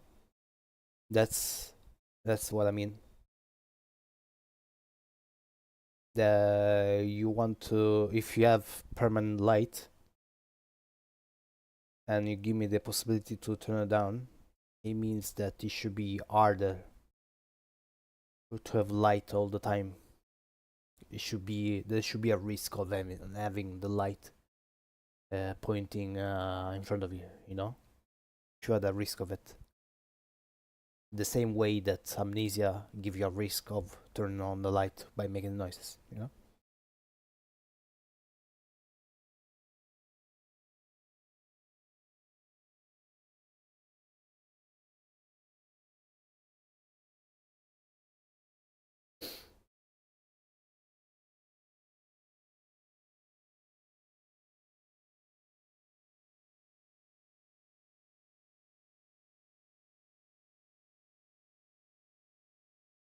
I was reading about that, actually listening about that. I'll show you this video, which I'm gonna put on the background, about adding an experience like let me see. He will describe better because I'm terrible with words.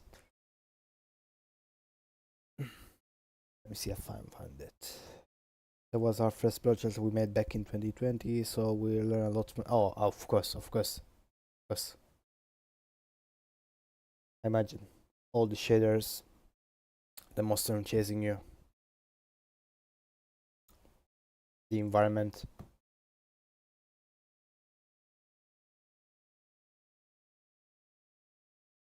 The maids like feeling you nail it. I felt lost a couple of times. I just follow my keep left rule, keep one side rule for the whole time to avoid being running around.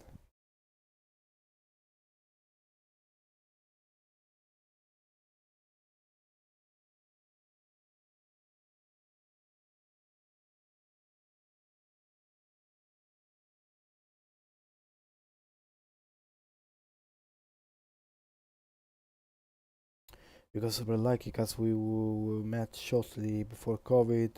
If we had met in a card game playtest event, I wouldn't be making games. Really?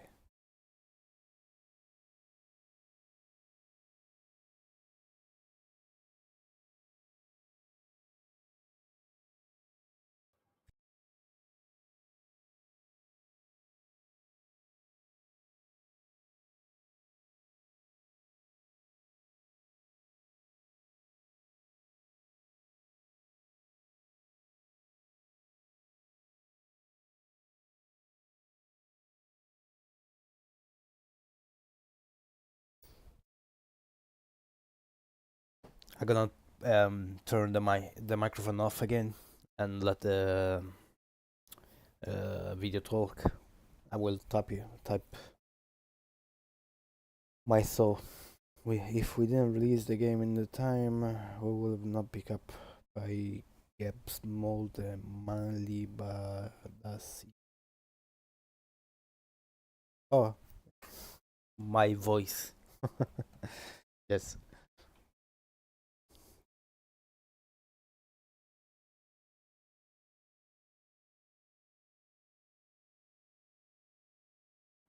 Hey, so I'm a game developer with a commercial game, and I've been aggressively prototyping my next game, and I think I realized how to make a killer mechanic.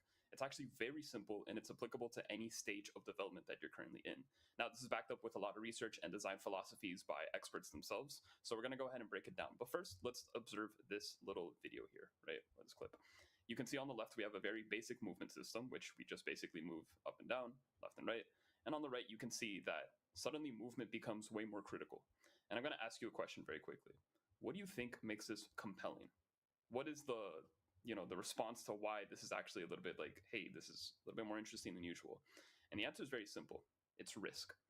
And we're going to talk a lot about risk in this video, so with a lot of examples and such. But the thing about risk is that it's something that doesn't have to be done. But if you do engage in the risk, you have the possibility of engaging in a reward. And so in a classic push and pull philosophy that Masahiro Sakurai talks about, it's very simple to say, hey, every game mechanic should have a risk and a reward associated to it. And while this is intuitive and makes a lot of sense on paper, what actually makes any mechanic killer, or what makes any mechanic just 10 times better, is when you exaggerate the risk way more than you think. Now, this doesn't necessarily mean that you need to make a heavier risk. On the other hand, you do have to apply 2 other layers to the risk. So compiling all the data and research that I've been doing recently, I made this chart. And I'm going to go ahead and break it down and show off some examples going back and forth. So we'll go ahead and get back to this. But we're going to slowly discover that when we're talking about risk and reward, there's more to it than it seems.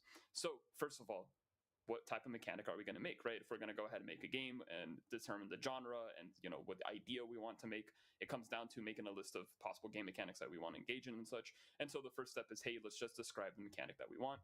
Followed by that, you should really ask yourself the purpose behind the mechanic. Is this going to actually, be the main core mechanic that helps the game and everything? Or is this more like a supportive feature or idea? And remember, as a developer, the more mechanics you have, the more scope you will have. So you always want to use this thing called via negativa, which is basically the concept of, hey, reduce as much as possible, because at its simplest form, you end up having more effectivity. So that being said, you can have a bunch of mechanics in your game, but it's very recommended to kind of just minimize it as much as possible.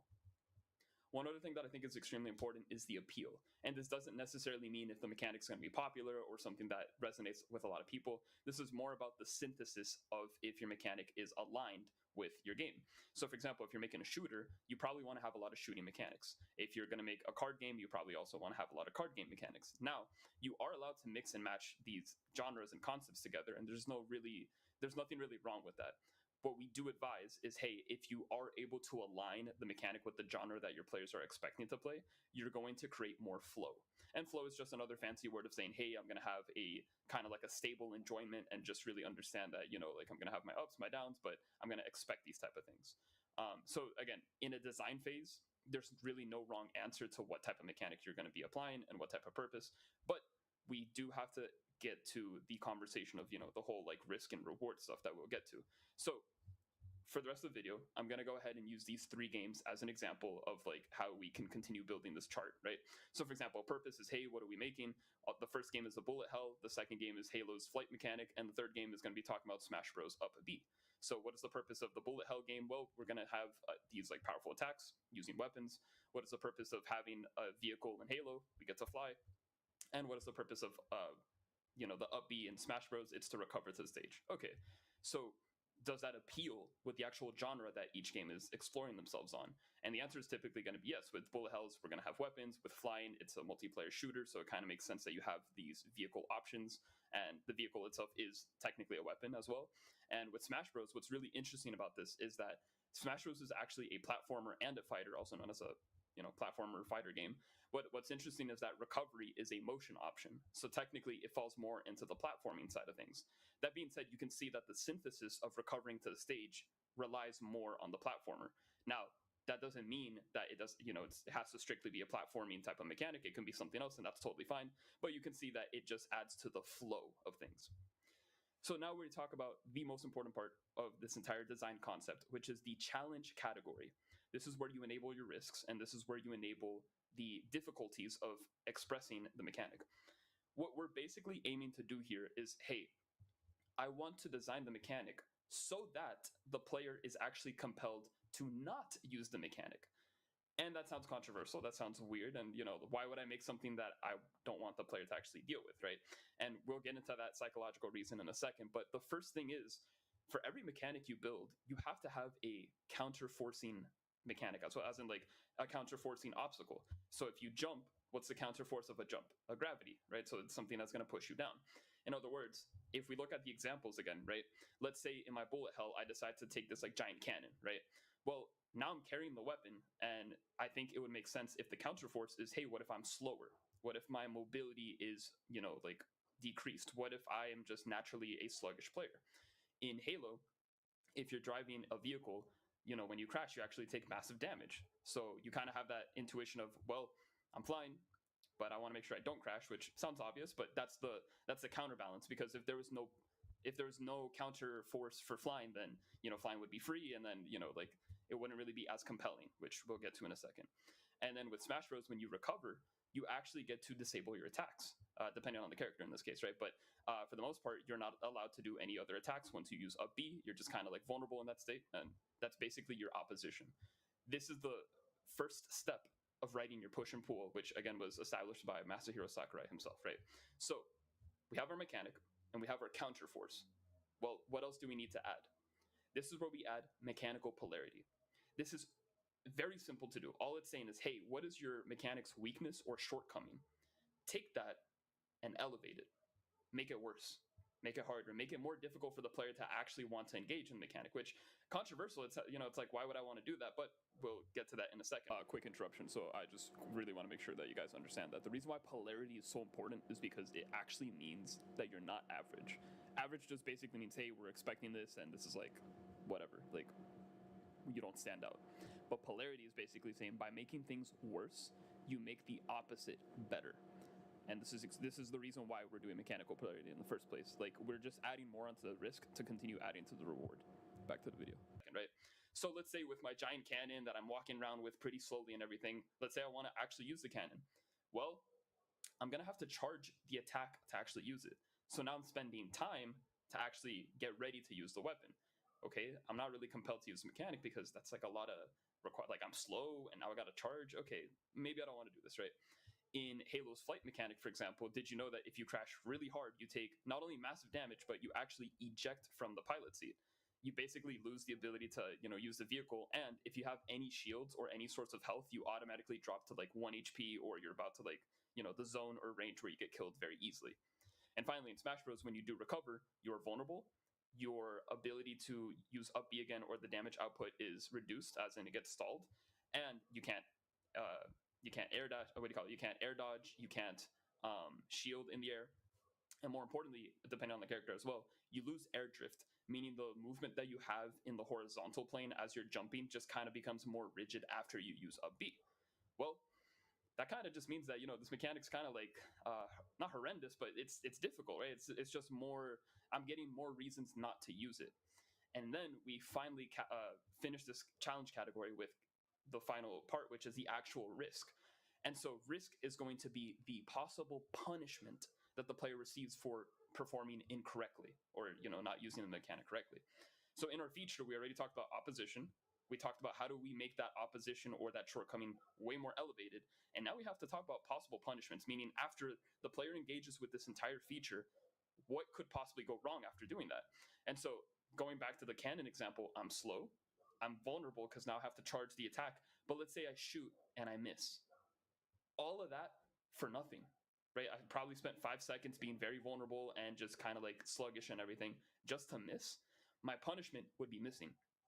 In Halo, you could actually just straight up die. You can lose a bunch of health. But also, if you were playing, I believe, the Juggernaut or any other class that has like more defenses and such, it doesn't matter how many shields you have. You just automatically lose all your shields when you crash. Okay, that sucks. And in Smash Bros, if you can't recover and if you do it incorrectly, you lose the stock, which means you could also lose the game. Wow, why would I want to engage with these mechanics? And this is where the reward comes in. You see, the heavier the risk is, the more appealing the reward is going to be once you actually get to avoid the risk. In other words, the reward itself doesn't actually have to be an actual reward. You don't have to reward your player with anything. The reward could just be, hey, you didn't fail using the mechanic, therefore you should feel relief. However, it is important to reward the player. And so there's another reason for that. But first, we need to talk about why we need to reward the player in the first place. Because now, if they're able to gain something out of this entire exchange, they're more compelled to enter the interaction. That being said, let's go ahead and look at our, our opposition, our polarity, our risks, but let's look at the rewards. I talked about this heavy cannon that has like a bunch of bad things going for it, but if I actually land the attack, I'm probably doing a bunch of damage. I have like this giant bullet that's just like destroying the crowd. It has like a bunch of, damage output and everything. So my reward is doing a lot of damage. Okay, I'll take that. if I maintain safety in the vehicle and fly everywhere and dodge all the things and, not really worry about it, I'm basically rewarded with extreme mobility when I'm flying the Banshee in Halo. That's pretty cool. I also have, the ability to do spin rolls. I can start shooting enemies. I can access secret areas. So I think it's a great idea to pick up the vehicle if I know that that's going to be my reward. And lastly, with Smash Bros, well, if I don't use the mechanic, I'm going to go ahead and die, right? But if I return to the stage, that means I can continue battling and, keep playing the game. I think that's a nice reward. Okay, so like we talked about, it's not that you're making the risk heavier, it's that you're adding layers to the risk. And the 2 extra layers that we were talking about is literally going to be your opposition and polarity. And so what's interesting about this is that the heavier or the more intense your, weight of like challenges, the more interesting or the more dynamic your reward is going to be. And so again, you could have any type of reward, but it's the fact that the value of the reward isn't what you actually do. It's actually just you avoiding all of this like heavy negative consequences that you don't want to like deal with, right? So the thing about this interesting concept that Sakurai talks about is, hey, yeah, we can give you risk and reward. That's kind of fundamental, but what if there's an exploit? What if there's some special circumstance where maybe the player doesn't really want to engage in those risks anymore? Like they understand the reward, but once you attain something, you probably know how to get it, or you probably just don't want to keep attaining the same thing over and over again. In other words, the reward may become stale and may become boring.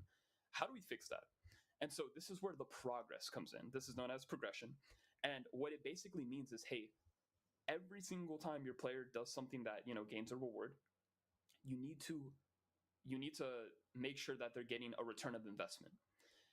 And I think the best example for this is going to be Pokemon, for example, right? So if the mechanic is battling, right, you battle and the risk is, hey, what if I like lose, or I lose my team, my Pokemon? Okay, the normal stuff, right? But when you win a battle, the reward is actually just progression, meaning, hey, I beat the trainer, I can fight the next trainer, and this and that. But the actual source of progression is going to be EXP, and in this case currency, right? But the reason why EXP is so important is because you're basically training your Pokemon to get stronger as you fight. So, for example, I have a Dino, right? Or Dano. And if I gain enough EXP to reach level 50, I get Zoelis. The change from Dino to Zoelis is I have more stats, I have access to new moves, I basically have the ability to do more damage, and I'm basically rewarded for playing with Dino for an extended period amount of time. And if I continue to do this until I reach level 64, I get Hydreigon. So the progression source of this is literally just EXP. The more EXP I get, the more I'm, progressing. And notice I didn't change anything. I'm still a Pokemon. I'm still battling. I'm still doing the normal things. All I'm doing is gaining more access to my tool. So now I go from this weak Dano into Hydreigon that gets a new ability. It gets arguably like one of the best stats in the game, like really good stuff, right? So the idea behind this is, okay, avoid the risk. You get the reward. Continuously do this loop over and over again and feed the player something that allows them to understand that what they're doing is progressing towards a goal. This could be EXP, leveling up. This could be unlockables. This could be a bunch of things. And so you do this, and now you have something that incentivizes the player to react and interact with your mechanic almost as often as possible. And now you have a very compelling mechanic. But there's one more layer that you can add to make this mechanic used even more, and it's called depth. And depth is actually extremely interesting and actually very easy to add, because all depth really is adding one or more extra possible outcome when using your feature. So for example, if I'm talking about the heavy cannon example, right? What if I told you, hey, when I'm holding the weapon, I'm actually going to gain a defensive buff that multiplies all my stats by 1.1. Meaning, okay, I have the weapon because logically I'm holding it, I'm slow or whatever, but now if I take damage, I'm just going to take slightly less damage than usual when I'm holding the weapon. Interesting, because this means now I have an extra way to use, the carry mechanic where I'm just carrying the weapon and such. But when you think about it that way, well, I know the risks, I know the reward, but I can also use this for a different direction. And the thing about depth is that you don't change anything about the mechanic. We're still talking about the same, holding your weapon and everything. All you're doing is saying, hey, I now have this little bonus that I can do, or I have this extra output that I can have. This little layer causes depth. With Halo, when you're flying and everything, again, you have access to a spin roll. But did you know that the spin roll is actually a static momentum movement, meaning if you're about to crash and if you use the spin roll into the wall, you actually don't take that much damage. In fact, you kind of avoid the entire risk as a whole. And so now you know, wait a minute, I can now fly, find these areas, attack my enemies, do spin rolls, dodge, do all these cool things. But now I also have the ability to use the same mechanic of flying to my advantage to minimize risks. And now I have like another layer of gameplay by using the exact same mechanic, which is the vehicle to flying. Okay, interesting. And in Smash Bros, we're talking about recovery. We're talking about how it is a motion, like it's related to platforming and everything. But the recovery is literally an attack. It's a tool. You can still literally directly damage your opponent in front of you as you use up B and, deal damage to them. Now, there are consequences to using up B in the middle of the stage. Maybe it's a little bit more risky, this and that, but that doesn't take away from the fact that you're still doing the same thing, an upwards motion that does damage. We didn't change anything. We just gave you the extra option to operate with it. So when you have that in mind, you basically have this, this graph that I compiled that I called, hey, this is how you make the mechanics and such, right? I think the real key to all of this really comes down to the challenge category, which again talks about all the risks that you have to really avoid. The compelling category is, again, what allows the player to keep going back and forth. And the investment category is just why they should continue going forward, right? So again, progression gives you EXP, could give you like more reasons to achieve a goal. But depth is just that curiosity of, oh, well, I could also use this to achieve the other goal that I have in mind. And so if we go back to this little, graph here, we talked about risks and rewards. So you really just want to make sure that the risk is extremely heavy, that it's really taxing, that it's really disastrous if you mess up. And that's okay. And that your reward should be good. It should be something that actually rewards the player and makes them feel good and such. But the key here is to make sure that you're actually letting them progress, meaning the more times they achieve that reward over and over again, they now have another level of reward that they can have. It could be the same thing. It could be extra stats. It could be more power. It could be a bajillion things. All you want to do is continue to let the player be rewarded for investing in your game at the end of the day. That's literally what it all does. So if you can create a mechanic that adheres to these rules correctly, you basically have a killer mechanic. And the reason why I think this is such a good philosophy here is because it's really applicable to any idea that you have. It could be movement, it could be attacks, it could be dodging, it could be trading, collecting. There's any mechanic you have in mind. All you have to do is just continuously add onto the opposition and mechanical polarity aspect of it, and then again the progression of actually rewarding your player, and you have a killer mechanic. One more example of progression that's very important is the one that I'm going to demonstrate here from Dodge King, known as the dodge streak system, which basically means right before you're about to take damage, if you move, that basically counts as a dodge, and you get points for that. If you're able to chain points over and over, you end up leveling up, and the consequence of doing that is allowing you to increase your attack, gain an upgrade, and basically level the playing field with other robots that you're fighting. You don't have to take this route, though. You can actually just continuously dodge, or not even attempt to dodge, and just play it super safe.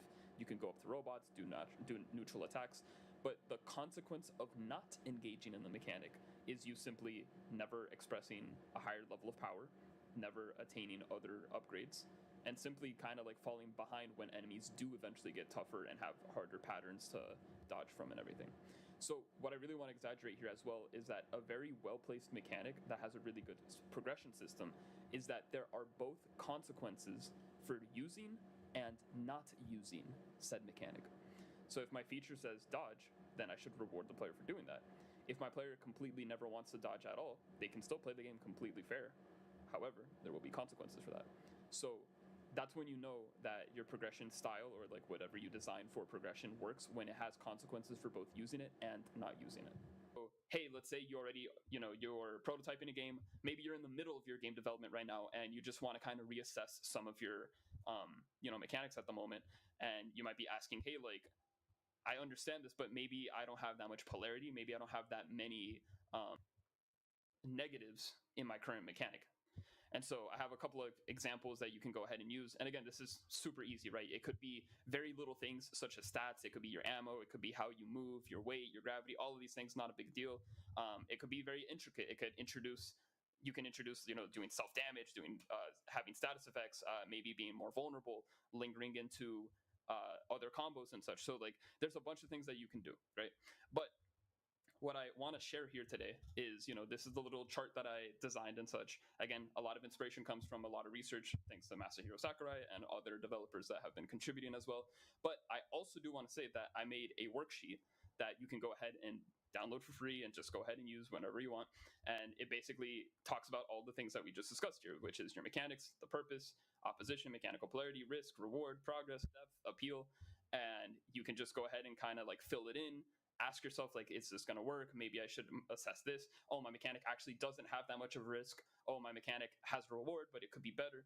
So it's just a little instruction guide where you just, put your answers in, kind of read the instructions a little bit more to see, like, okay, what do I need to do to evaluate this? And yeah, so I hope this really helps. And I'm asking you to go ahead and continue making a compelling game. So good luck.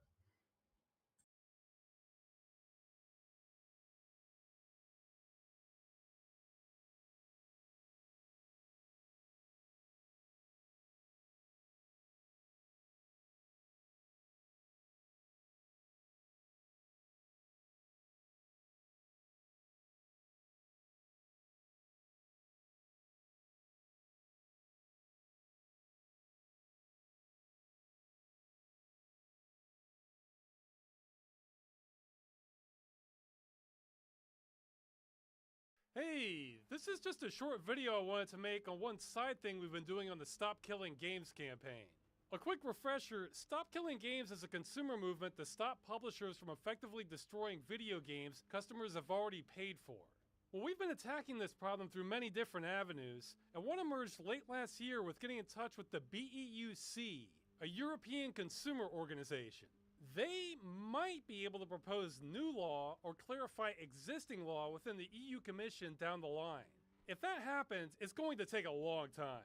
But we were told months back that the current leadership is very data-oriented. So they don't want to hear there's a problem, they want to see lots of data showing there's a problem. Well, that's something we were able to do. I worked with some volunteers to build off that informal list I made a few years back, detailing as many game shutdowns as we could. We modified the categories a little bit though, since we were trying to show how many games were killed, how many are at risk, and for the ones that were saved, who was responsible for that? The publisher or the customers? Well, we updated the list to the best of our ability. There's a link below if you want to check it out, though I'll have some stats here in a minute. We looked at over 700 games that have or used to have some sort of online requirement. Now, the first thing I want to emphasize is we're not claiming this list is 100% accurate. This represents the best effort of multiple volunteers to figure out what the status is of all these games. Additionally, some of these games don't fit neatly into categories. More on that in a minute. Speaking of the categories, we tried to keep it simple. First up are dead games, which means no one on Earth can currently play the game. It's not possible. Next we have at-risk games, which means these games are currently working, but they're designed in such a way that the second the publisher ends support, they will become dead games without some sort of intervention.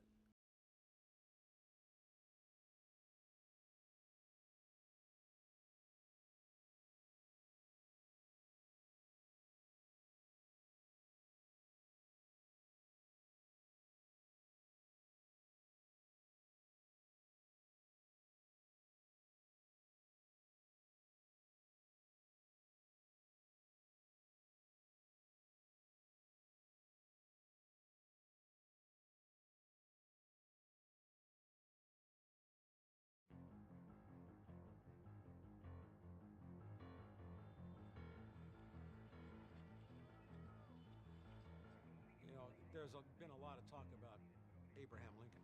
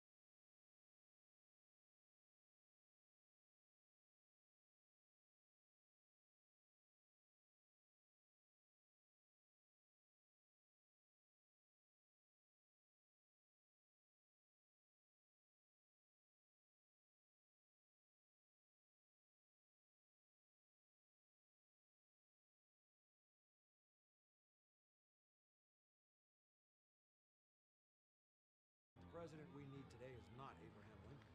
The president we need today is Thomas Jefferson. He said that we needed a revolution every generation.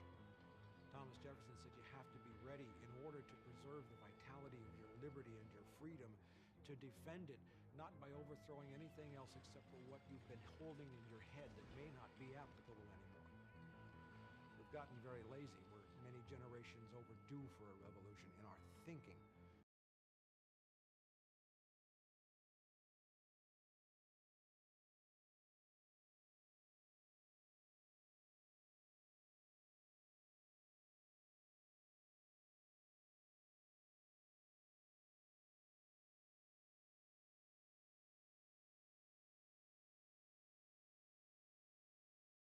I'm not talking about blood and violence, although I'm afraid that's already happening. I'm talking about a revolution that's probably the hardest kind, the kind that takes place inside the human soul and the human mind. To be able to tear everything down, throw everything out, and start with a completely fresh piece of paper and say, okay, how do we solve this problem?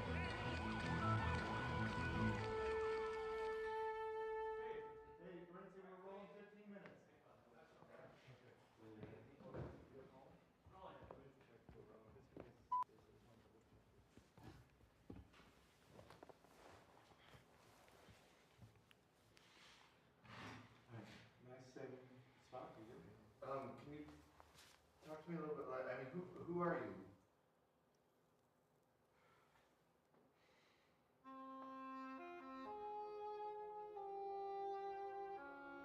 Listen, this is not a plan that would make sense to anybody except God. You know, I gave up trying to figure that out a long time ago. I was born into a family deeply connected to the U.S. intelligence community. My mother had been a cryptanalyst at the Army Security Agency and NSA in World War II. Her work product went to the President Roosevelt and to Secretary of War Stinson and Cordell Hull at State. My father was an Air Force aviator who went to work for Martin Marietta on contracts for the CIA and the Air Force, namely the Titan IIIC, which put up the CIA's Keyhole spy satellites. At age 19, when I was interning for LAPD, I was pulled into the chief's office because somebody discovered I had a Q clearance. I didn't know anything about it. I went home and asked Dad, and he said, yeah, because you're my son, and you know they have to do that because I might leave my briefcase open. But a Q was a secret compartmentalized clearance above top secret. I went through UCLA as a Republican who didn't like anything about the war in Vietnam, who didn't like anything about government, with this naive belief that, you know, you can get inside the system and change it from the inside. I became an LA policeman. Worked in South Central Los Angeles in the jungle, and the CIA tried unofficially to recruit me into an operation where they were smuggling drugs into the country back in 1976-77. And I wouldn't get involved in that. You know, I thought, well, geez, this must be an isolated incident of corruption. This must be something that everybody's going to want to correct right away. Oh, my God. And, of course, that was a mistake. Basically, my life disintegrated because I was betrayed by a woman who worked for CIA, who was my fiancée. And when I said I wouldn't get involved in drugs, she disappeared and people started shooting at me. And then it was a matter of saving my life. And the tools which I acquired to save my life then, which were, you know, writing letters to congressmen, getting on the record, trying to get newspaper stories written. Those were survival skills, but it was also a part of learning how things worked. I was a map maker, if you will, a cartographer, going out to try and map how the world really worked as opposed to the way we were told it worked. And the map that we have made has proved so startlingly accurate over 10 years, whether they had to do with gold prices or geopolitical developments or economic events. The only thing that amazes me is the speed with which things are falling apart. And that message now is the single most important thing in my life. It's the only thing in my life. Well, except for rock and roll music, good music, playing with my dog, and long walks on the beach.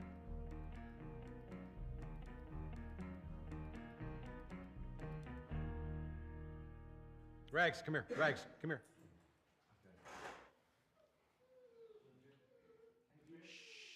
I first became focused on energy issues in late 2001. just maybe a month or two after 9/11.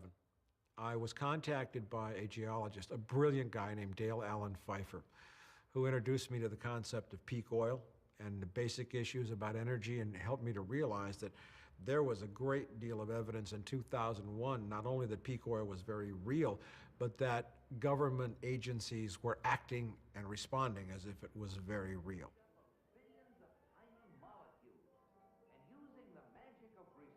All plastic is oil. Most paints, all pesticides are made from oil. Everything from toothpaste to toothbrushes is made from oil.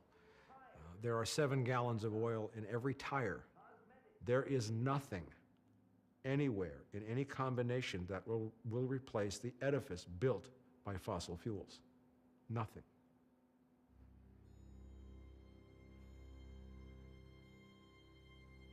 Well, peak oil is probably now very easy to explain, much easier than it was a long time ago. People have felt what $147 a barrel oil feels like. Essentially, peak oil is like, if you know what a bell curve is, goes up, comes down. Peak oil is the point in oil production when you're at the top of the bell curve. And essentially what that means is you've used up half of the resource. But in the case of oil or any other substance like that, no matter how much money you throw at it, you're never going to be able to increase oil production above where it was at peak. As of 2008, the International Energy Agency has admitted that there is a global 9% decline rate in oil production. That's the equivalent of about 8 million barrels a day. There is no way, having plucked all the low-hanging fruit and found the big reservoirs, that we're going to be able to offset a 9% decline rate.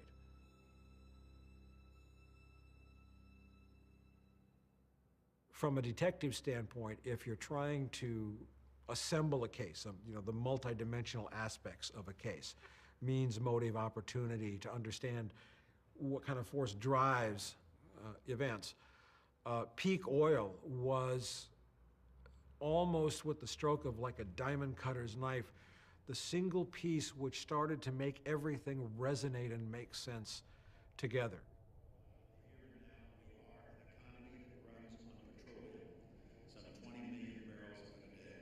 You will recall that when the Bush administration took office in January 2001, a National Energy Policy Development Group, the NEPDG, was formed and placed under the exclusive, private, absolute control of Vice President Dick Cheney. Its records were kept a secret, its minutes were kept a secret. 7 pages were released as a result of 2 lawsuits. And it clearly shows that that task force was looking, saying, how much oil is there? Where is it? Who owns it? They knew that this was coming for a long time. It's been known that this event, this collapse, this crash was coming. Who they were. We can't even get information as to who was involved and what they were doing. First of all, if you think there might be oil someplace, then what you do is you go drill a test well. Then what you have to do is to take that one well in the center, and then you drill a series of appraisal wells around that well to determine where the oil field might go. You don't know how much oil you're going to get, how deep it is, what kind of oil it's going to be. There are many different grades of oils, a lot of which are more expensive to refine. So all of that has to do with how long it takes to make something produce. How much energy do you get back for how much energy you invested? When oil was seeping out of the ground in Pennsylvania, you got a return of, 200 to 1. When you have to go offshore to deep water, drilling in 15,000 feet of water, and your first well costs $150 million to build, all that's energy that's being invested to get energy. And the moment you start burning more energy to get a barrel of oil out of the ground, then it's worth it. Forget about it. The world's been thoroughly explored over the last 120 years. There's no new major oil finds left. As a matter of fact, no field the size of Ghawar, the largest field in Saudi Arabia, has ever been discovered since. Saudi Arabia has 25% of the known oil reserves on the planet. 25%. Why, if Saudi Arabia has all these untapped reserves onshore, are they moving heavily into offshore drilling? Now, if it's 5, 10, 50 times more expensive to drill offshore than on land, Doesn't that tell you that Saudi Arabia knows they've got no more oil to find? It's axiomatic that if Saudi Arabia has passed its peak and is in decline, the whole planet is, just because of the size of the reserves that are there. Iraq is oil that's not only accessible, it's right close to the Persian Gulf, which means it's a short distance to ships. They can put the pipelines, they can get that into the global supply stream as everything else declines. And Iraq was all about the oil. You know, a lot of people have admitted that, and like, duh. 11 days after 9/11, when there was no clear evidence that Saddam Hussein had anything to do with 9/11, of course he didn't, that the plans were started to invade Iraq, of course. That was the objective. Get control of that oil. Because Saddam Hussein had been talking about pricing his oil in euros, taking it away from the dollar. We got in there, we restructured everything, we put in a friendly government using the US dollar, and we assured the oil companies their quote-unquote fair access and fair share of Iraqi oil. We have no intention of leaving Iraq. We're never going to leave Iraq. Going back to 2004, we started building the largest, most permanent military bases, 3 of them in the world, plus the largest embassy compound that's ever been built. We built an embassy compound in Baghdad that's bigger than Vatican City.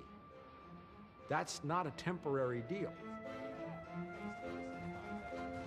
Nobody's going to take that oil, but we are sitting on it. But there is not enough oil in Iraq to change anything. Iraq probably has around 90 billion barrels of recoverable oil. That sounds like a lot of oil. But when you consider that in 2008, the world was consuming 85 million barrels a day, that means 1 billion barrels of oil only lasts for about 11 and a half days, so that ain't that much oil. That's only the first of the good things that will come to Iraq, thanks to oil. They knew exactly what was coming. That's what's in the National Energy Policy Development Group report that's been classified, because if that report were declassified, we would be building scaffolds to hang Dick Cheney and everybody in that administration tomorrow.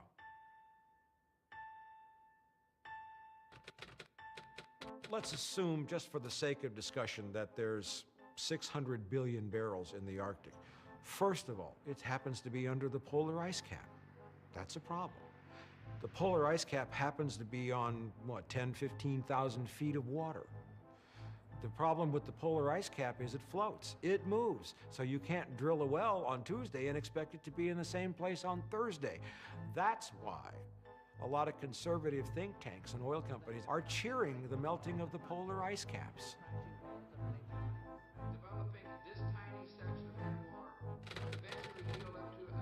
If there is oil in Anwar, there's no more than about a 6-month supply for the entire United States. There are no pipelines across 1,000 miles of tundra that's melting due to global warming, which means you can't sink pipes to support a pipeline in tundra that's turned to mud. There's no tanker routes.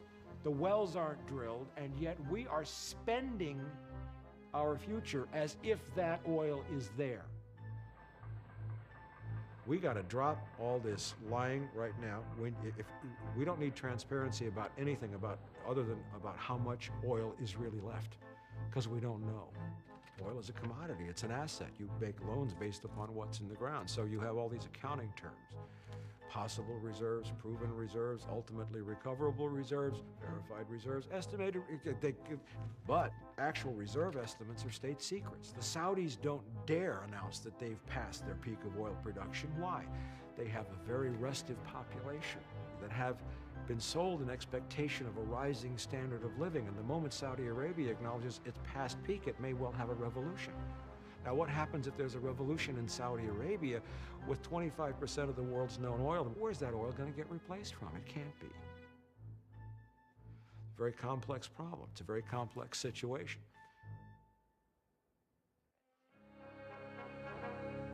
Just start working now, otherwise we won't have time. We're going to be out of oil within a few years.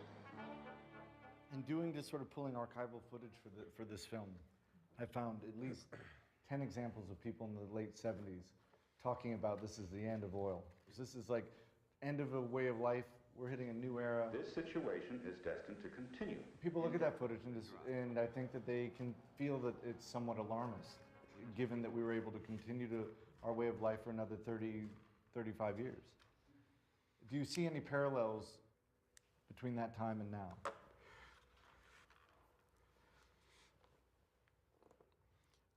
The 70s was really a critical decade. In the 70s, Marion King Hubbard, the original prophet of peak oil, in late 1949, he did the math. It said U.S. domestic oil production will peak in 1970. So that's not some feat of Nostradamus communicating with some entity. It's math, it's science, it's simple. But in the 70s, M. King Hubbard testified before Congress. That was 1974.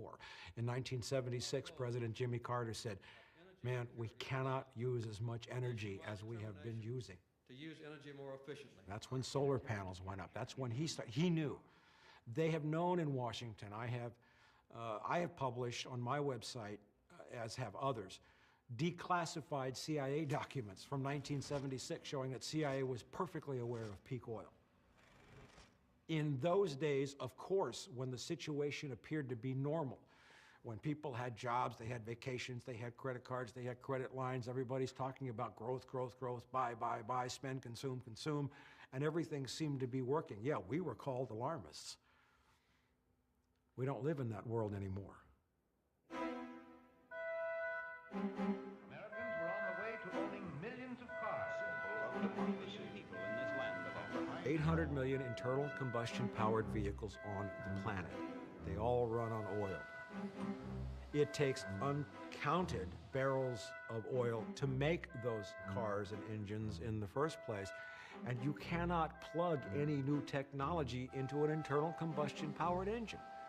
With 7 gallons of oil in every tire, nobody will ever make 800 million new internal combustion anything because there ain't going to be enough oil.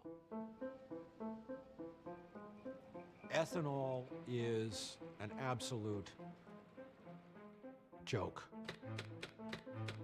First of all, a very brilliant scientist, David Pimentel, took the concept of net energy. How much energy do you invest versus how much do you get in return? And he concluded about a decade ago, I guess, that it takes more energy to make ethanol than you get from burning it, which is absolute stupidity. Because you drive the oil-powered machines, et cetera, you irrigate, you use the fertilizers, you're burning all that oil and natural gas to grow it. Then you make steam, which is more hydrocarbon energy, you add more chemicals, and you come up with ethanol, which you can put in a car. Now, the Bush administration had announced a goal of having 15% of all fuel in the United States made from ethanol, I think by the year 2015. They forgot to tell you that that would take all the arable land used to grow corn to do it. Canadian tar sands is an oil. It is a very, very thick, sticky, obnoxious substance that's mixed in with sand at levels 200, 300, 400, 500 feet in layers beneath the soil. This is in Alberta. And they literally strip mine thousands of tons a day. They put them in these huge oil-powered dump trucks and drive them to a place where they then wash the sand. They take millions and billions of gallons of fresh water, which we're running out of everywhere, and they boil it by burning natural gas. There is not a possibility anywhere that Canadian tar sands production will exceed maybe 3.5 million barrels a day. The first thing that the uneducated mind that's in denial says, well, what about hydrogen? Can't we make electric cars? And I have to bring them back to the fact that there's 7 gallons of oil in every tire, that there are thousands of gallons of oil in every car, in the plastics, the paints, the resins, everything, all of that's made by oil, the oil that's used to manufacture the car and ship it around to heat the metals, et cetera, et cetera. There will never be 800 million electric-powered vehicles, and electricity is not an energy source. Electricity is generated by burning or using some other kind of energy.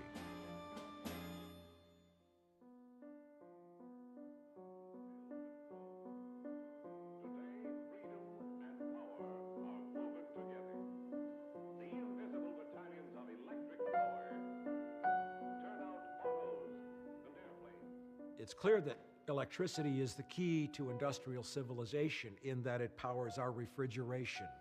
It runs the water pumps that pump water out of the New York subway system every day.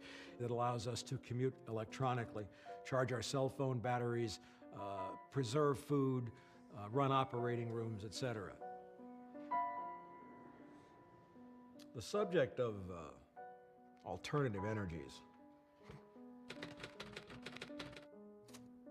There is no such thing as clean coal, and there never, ever will be.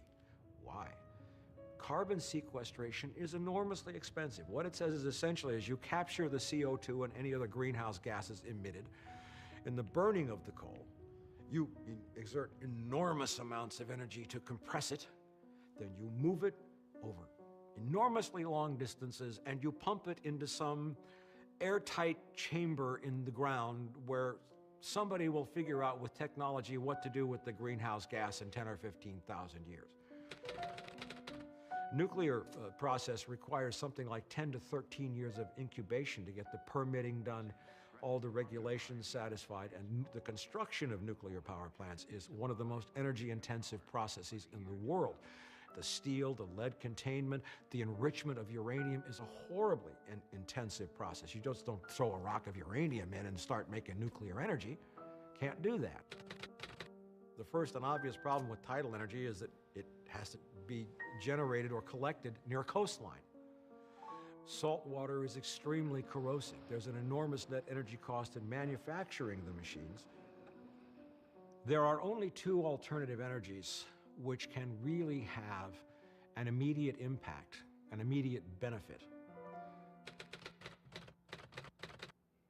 Now, the problem with plans like enormous wind farms in Texas, Oklahoma, Colorado, the fundamental law with electricity is that it's drawn off right where it's used first. Yes, you can transmit electricity over long distances, but people don't think about the energy that goes into transformers and how much copper's in power lines and all the maintenance that has to go to that grid. So when you see really ridiculous commercials that say we could have a solar array 96 miles in the desert, they don't even think about the fact that that electricity is going to get used in California before it goes anyplace else. Just, you know, if you saw this movie and you didn't know who you were, and you were just curious what your credentials are in terms of understanding this information.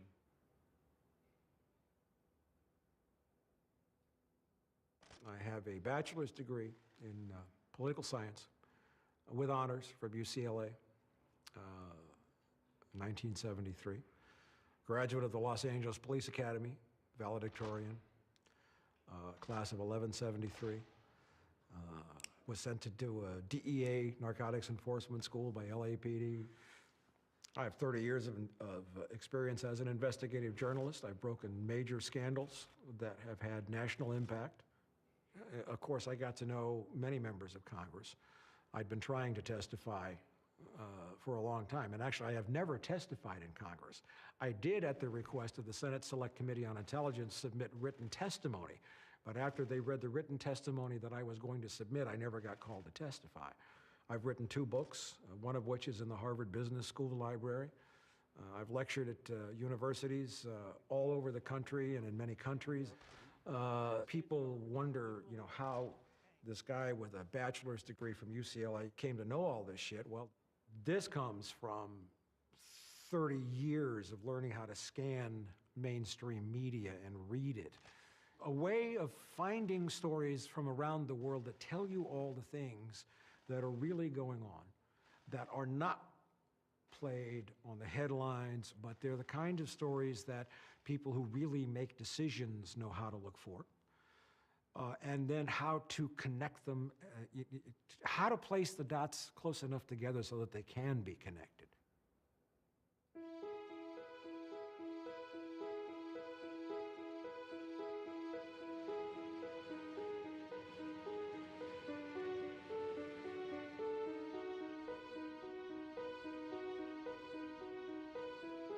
The soil is the place from which all plant matter gets its nutrients.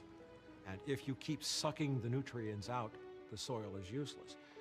For all of history, the way the soil was replenished and the nutrients were returned in some measure to the soil was that plant matter was allowed to decay, to compost, to restock the soil.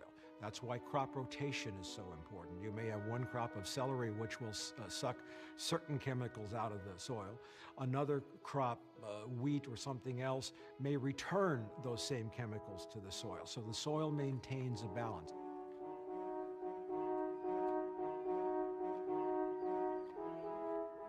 It's kind of sad because we as a species have become so disconnected from the earth.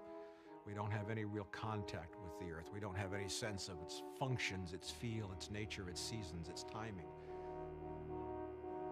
First of all, the topsoil on which food is grown now is nothing more than a sponge onto which we pour chemicals that we get from oil and natural gas. And without those chemicals, the soil has been turned into a junkie. The soil is worthless. So when you plant a crop now, what happens is you drive an oil-powered machine, drives along, and it plows. Then you drive another oil-powered machine, and it drives along, and it plants. And then you irrigate. Well, how do you irrigate? Well, that water is pumped by pumps that are powered by electricity. Where does that electricity come from? In the United States, it's either coal or natural gas. So next thing you do is come along and you fertilize it. All commercial fertilizers are made from ammonia, and the feedstock for ammonia is natural gas. So you have ammonium nitrate fertilizers that are then sprayed on by another oil-powered vehicle. Then the crop dusters come along that are powered by oil that spray pesticides that are all made from petroleum. Then when it's time to harvest the food, what do? You drive another oil-powered machine and you harvest it. You use another oil-powered machine to drive it to a place where it's processed. Then you wrap it up in plastic, which is oil, and you put it in another oil-powered machine, and you drive it X number of miles to a food distribution warehouse, an oil-powered machine to your supermarket.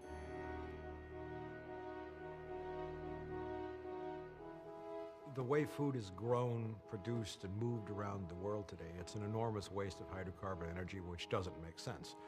Why do we have strawberries from Chile? Why do we have spinach from China? Why do we ship anchovies halfway around the world to be packaged in tin cans and, you know? There are 10 calories of hydrocarbon energy in every calorie of food consumed in the industrialized world.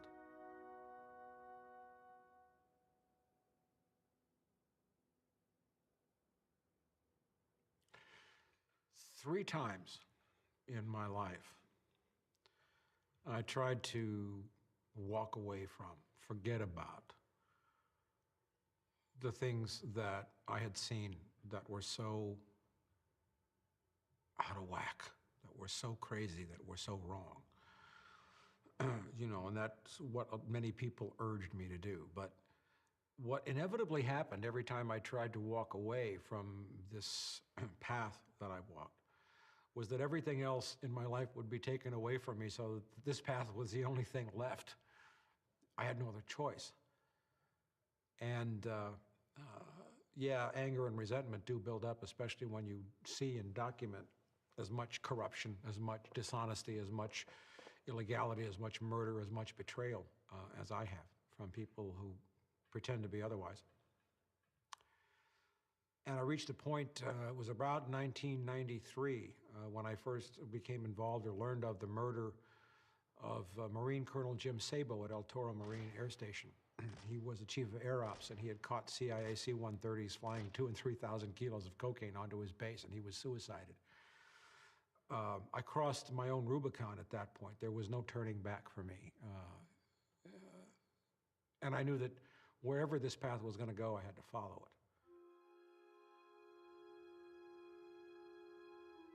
In the 80s, because I'd had some skill as a writer, I started freelance writing. I got published a few times. I realized that I could be a writer.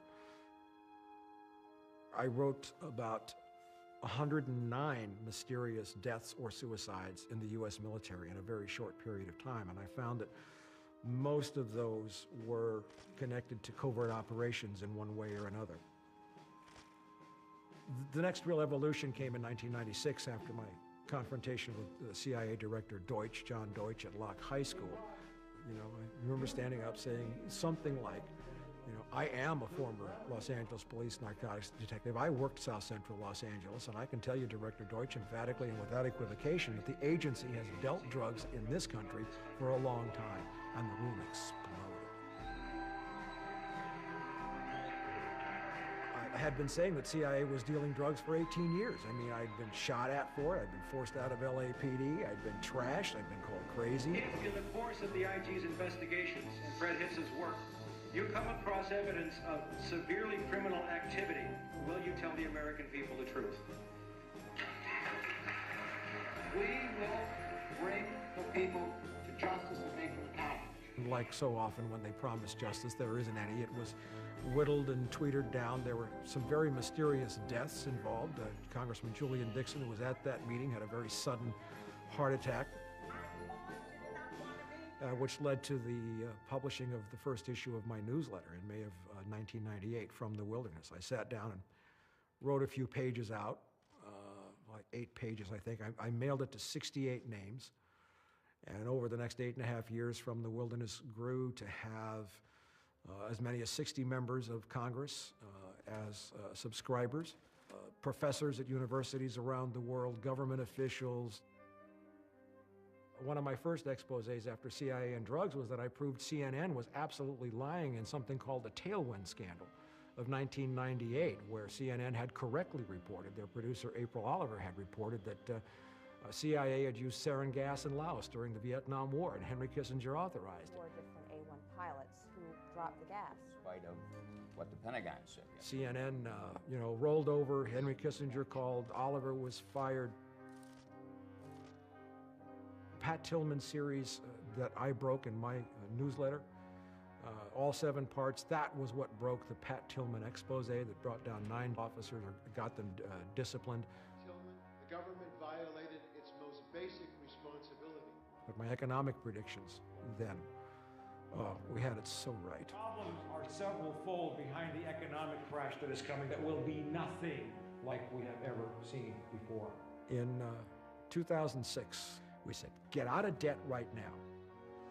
Check your mortgage carefully, especially if you have an arm. Get into gold. Reduce debt as much as possible. Stay away from any kind of financing and heavy credit card. We issued a whole series of warnings. How many people have ever heard of the fact that they're trading pools of mortgage-backed securities, like mutual funds, but it's all mortgages? Those books are as cooked as the books on Enron. But it was like 11, 12 days after we issued that economic alert, in the middle of running the Tillman series, that our offices were burglarized. All 7 computers smashed, and a whole chain of events took place up there, which actually worked out okay, because I needed to evolve, and I have since then.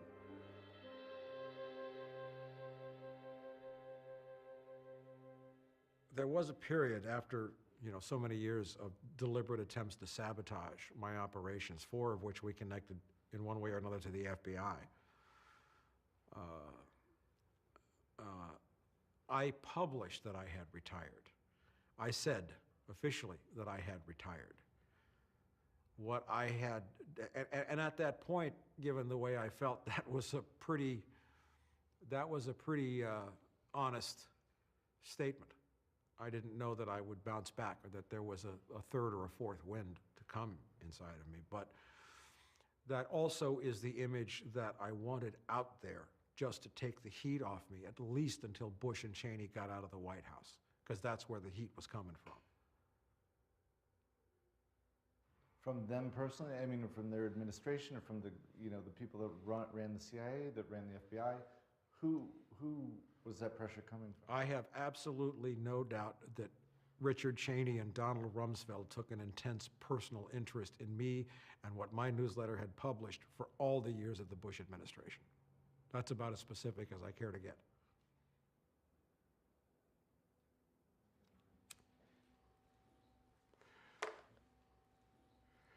There was a guy named von Clausewitz who said that war is a continuation of politics by other means. Politics is a continuation of economics by other means. To understand all of this mess, you need to understand one term. It's a big financial term that's real simple to understand. It's called a derivative. A derivative is any financial instrument which is derived from the inherent value of something else that's tangible. In other words, an ear of corn has value. A barrel of oil has value. If you have a house and a mortgage, that's fine. When you start doing mortgage-backed securities, packaging and bundling, that's called a derivative.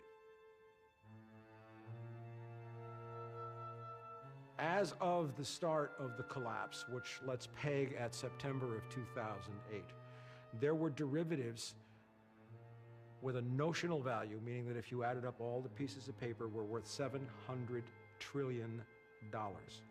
In other words, if they all cashed out at once, you would need to have $700 trillion in cash, and of course there isn't that much money. So with all of these hedges and derivatives and puts and calls, those are all derivatives, and all these other things they do, all they cared about was making the minimum monthly payment on the credit card bill. In other words, to service the $700 trillion in notional value derivatives, they had to pay a certain amount of cash every month, and God forbid they should all come due. What's happening with all of these bailouts, which are now around 11 trillion if you add up all the US bailouts, they're chasing a $700 trillion derivatives bubble down the drain.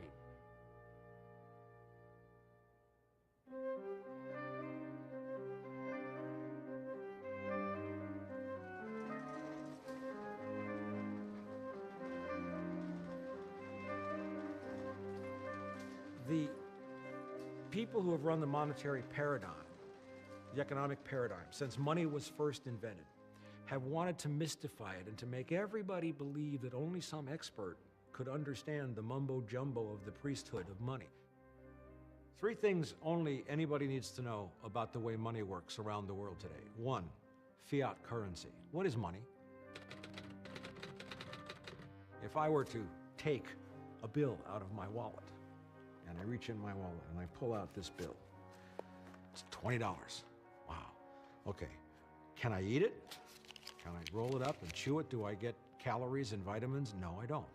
Can I crumple it up, throw it in my gas tank?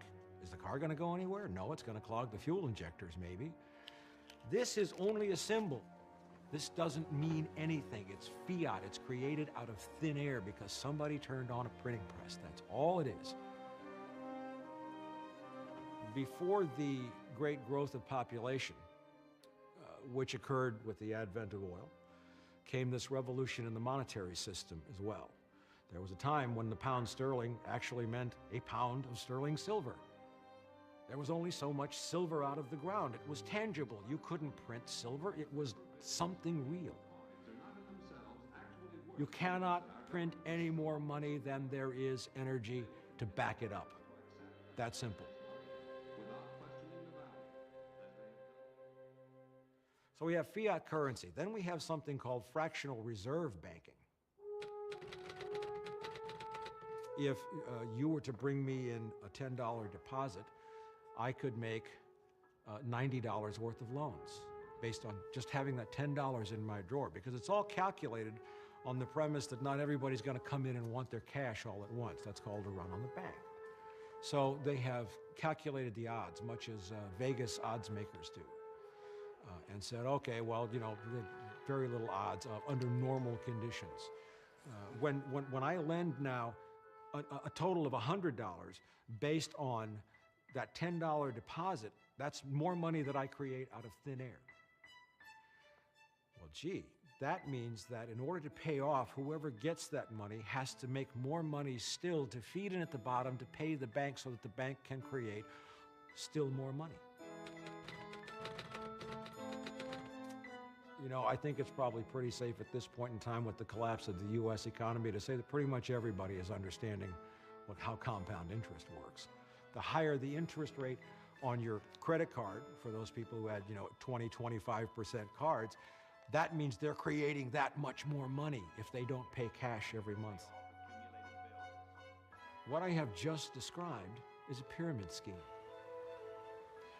We live in an infinite growth paradigm, which requires growth forever. It's not that Bernie Madoff was a pyramid scheme, or Stanford was a pyramid scheme. The whole economy is a pyramid scheme. The whole global economy cannot be sustained. It requires infinite growth. But infinite growth collides with finite energy. First law of thermodynamics, energy can neither be created nor destroyed. The second law, energy converts in only one direction, from usable to unusable. That's called the law of entropy. Things break down, and in every energy transaction, some energy is always lost. So you have finite energy, and you have a financial paradigm which demands infinite growth, and we are at the point of human history where the infinite growth paradigm collides with something that is more powerful than money is.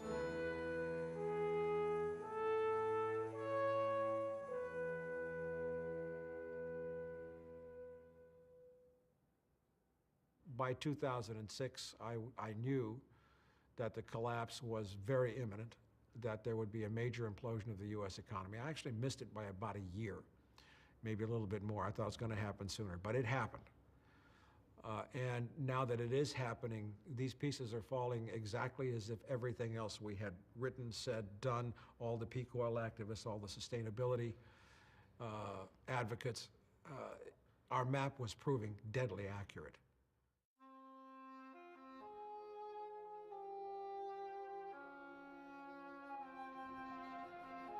Things don't break up, they break down.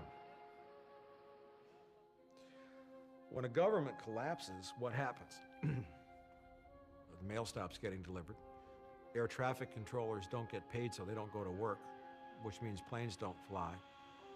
Bridges and highway inspections don't get made. Food and Drug Administration inspections don't get made. Maintenance is going to be defrayed. Law enforcement stops working. I mean, it's no secret now. You see the headlines every day. California's bankrupt, Michigan's bankrupt, Ohio's. They're shutting down services left and right. There are tent cities springing up all over the country. There are homeless, displaced people. A great many billionaires, who we would call the elites, a great many very, very wealthy people, are getting crashed, burned, and eaten alive. What you don't hear is the fact that all over the world, economies are collapsing much faster than the U.S. economy. Britain is an absolute basket case. There is a curtain of despair descending across Eastern Europe. There's a revolution underway in Greece. It's not riots, it's not civil unrest, it's a revolution. Drug violence right across the border in Mexico. This is all part of the collapse. Pakistan, Afghanistan, there's lots of violence. The people who have run the planet to this point and who are running the planet now are losing control.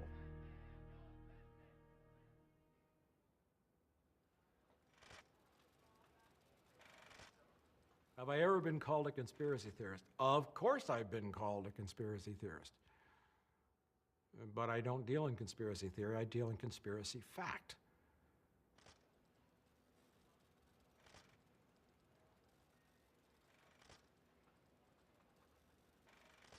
You know, somebody once said to me a long time ago, and this was probably back in '84, "Climb down off the cross, asshole, we need the lumber." I am not a messiah.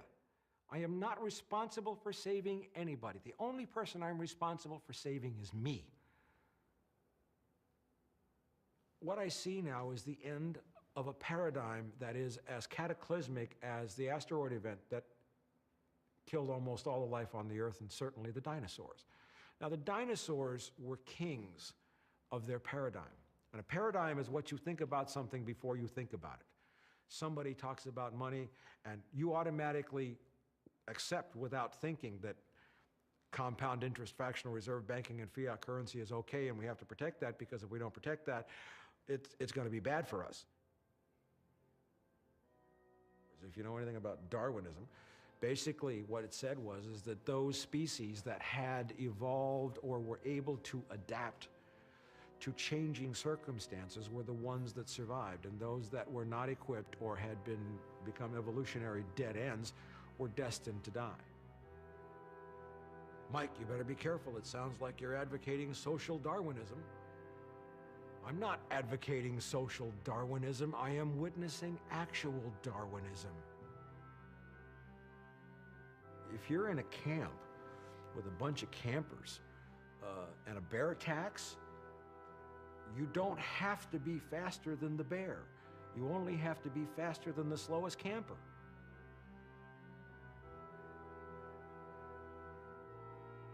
There is one and only one graph image that I have used, and I would guess 60 to 70 lectures in 8 countries, and that's a graph of human population. And if one looks at that graph, what you see is human population roughly stable at around 1 billion people or so,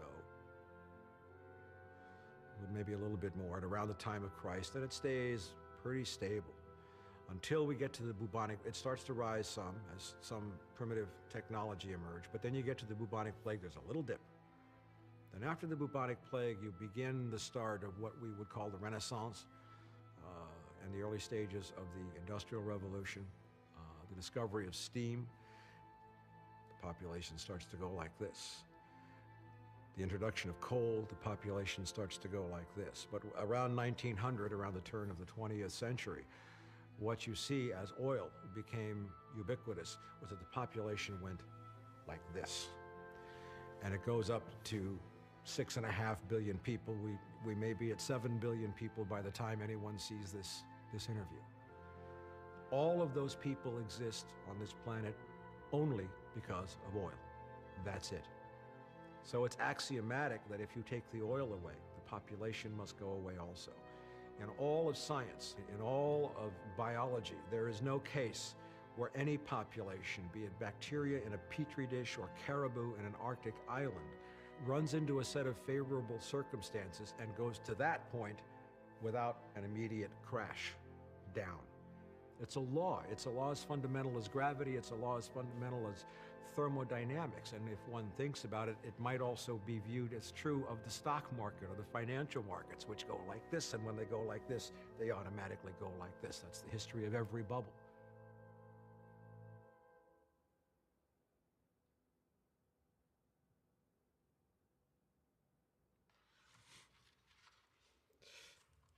I think it's a mistake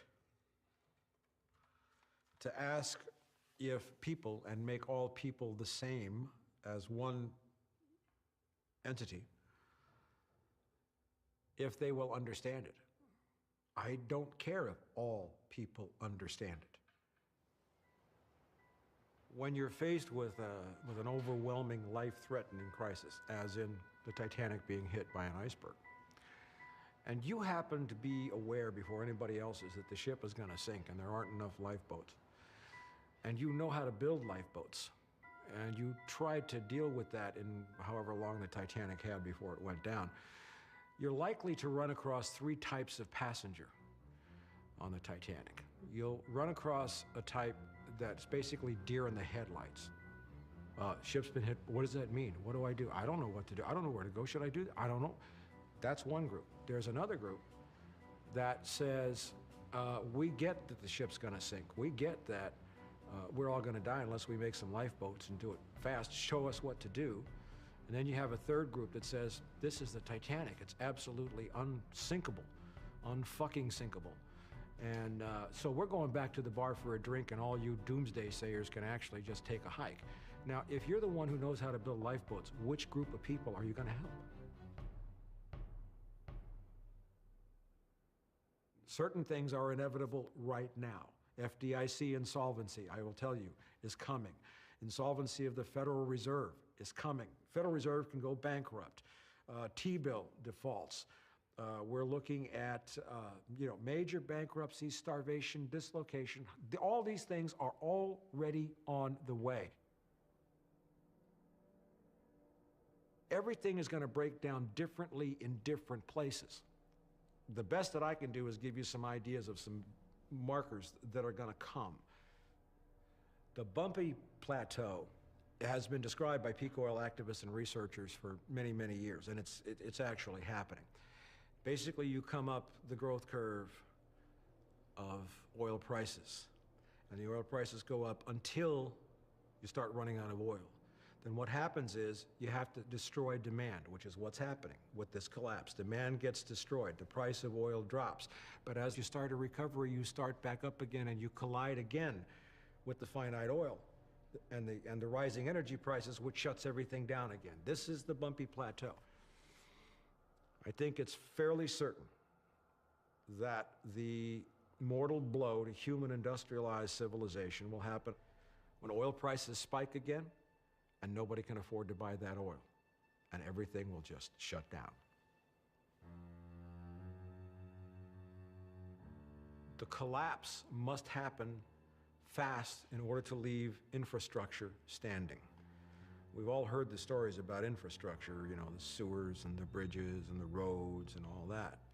Well, the point is that as economic collapse continues or accelerates, those structures will fall into more and more disrepair. There's not going to be any money or anything running to fix those. So what you want to have is the change to a new paradigm, getting the old one out of the way, while there's still infrastructure left to start building something new.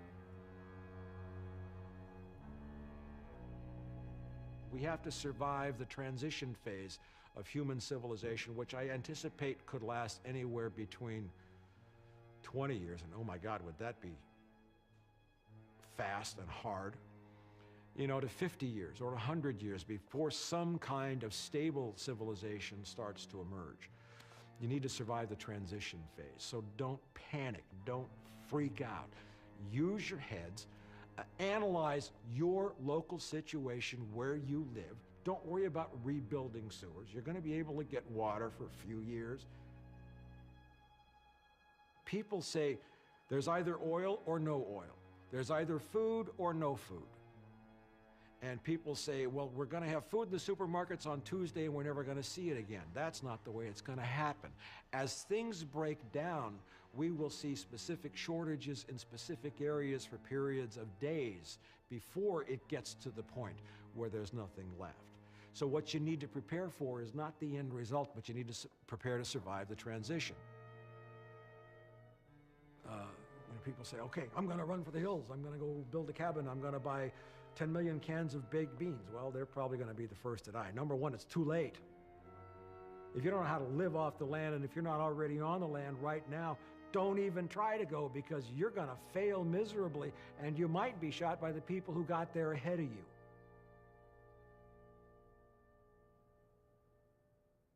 You know, the one factor that you're not including in some of this is just sort of discounting human ingenuity or our ability to sort of problem solve.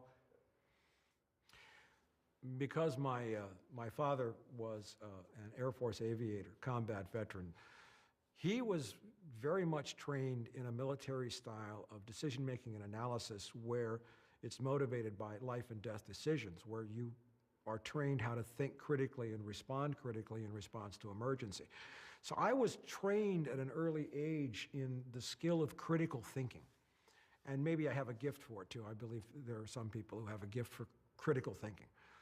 And my own experience on the streets in South Central Los Angeles as a cop, there were quick decisions, sometimes decisions which changed people's lives or could end people's lives.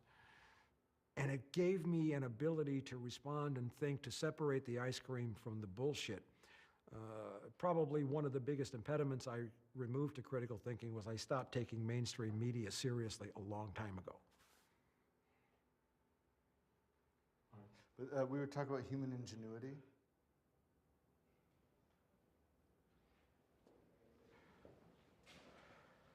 No amount of technology and no amount of human ingenuity can possibly overturn the laws of physics, the laws which govern this planet.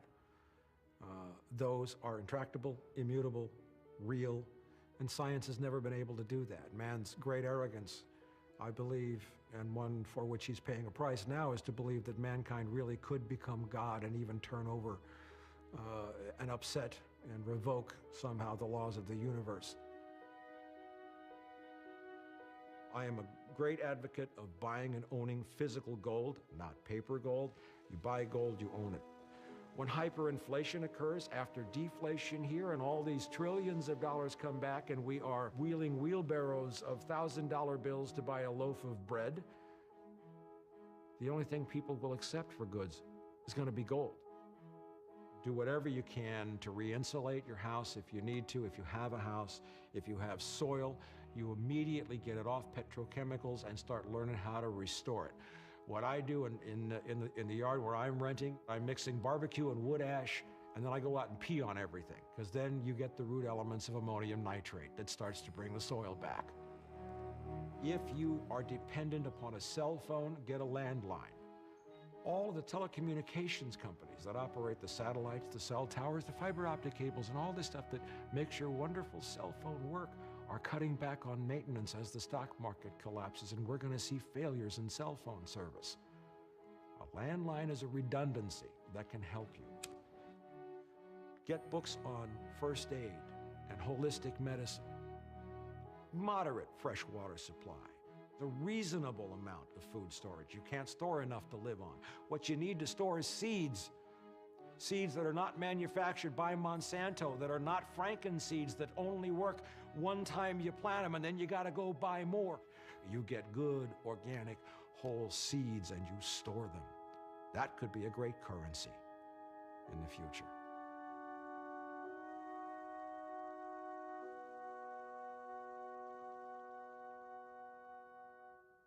Unlike the Great Depression, this is a vastly different scenario. We do not have infinite resources left to be tapped. We don't have lots of land. We're at peak everything, all the commodities, everything else.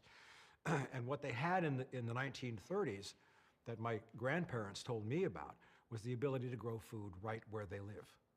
And local food production is perhaps the most fundamental key to human survival in the collapse of industrialized civilization.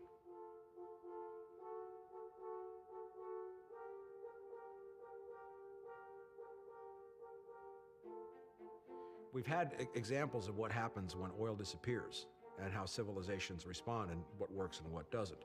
In 1991, the Soviet Union collapsed, and there were two nations that were absolutely and totally dependent upon Soviet oil for their survival because they had none, Cuba and North Korea.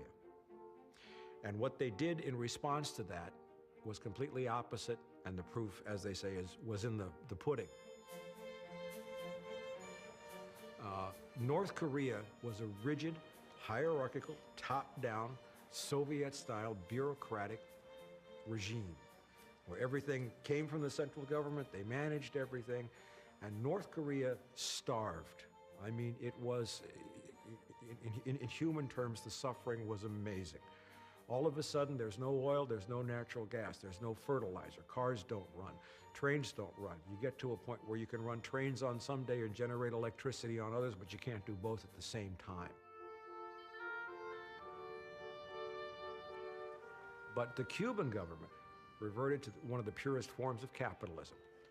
It said, everybody start restoring the soil and grow food. You will grow food where you live.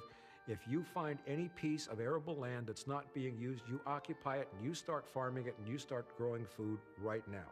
The Cuban government did everything it could to liberate local food growing. And what happened is after a very tough period, the Cuban people were eating better than they had ever eaten because they were free.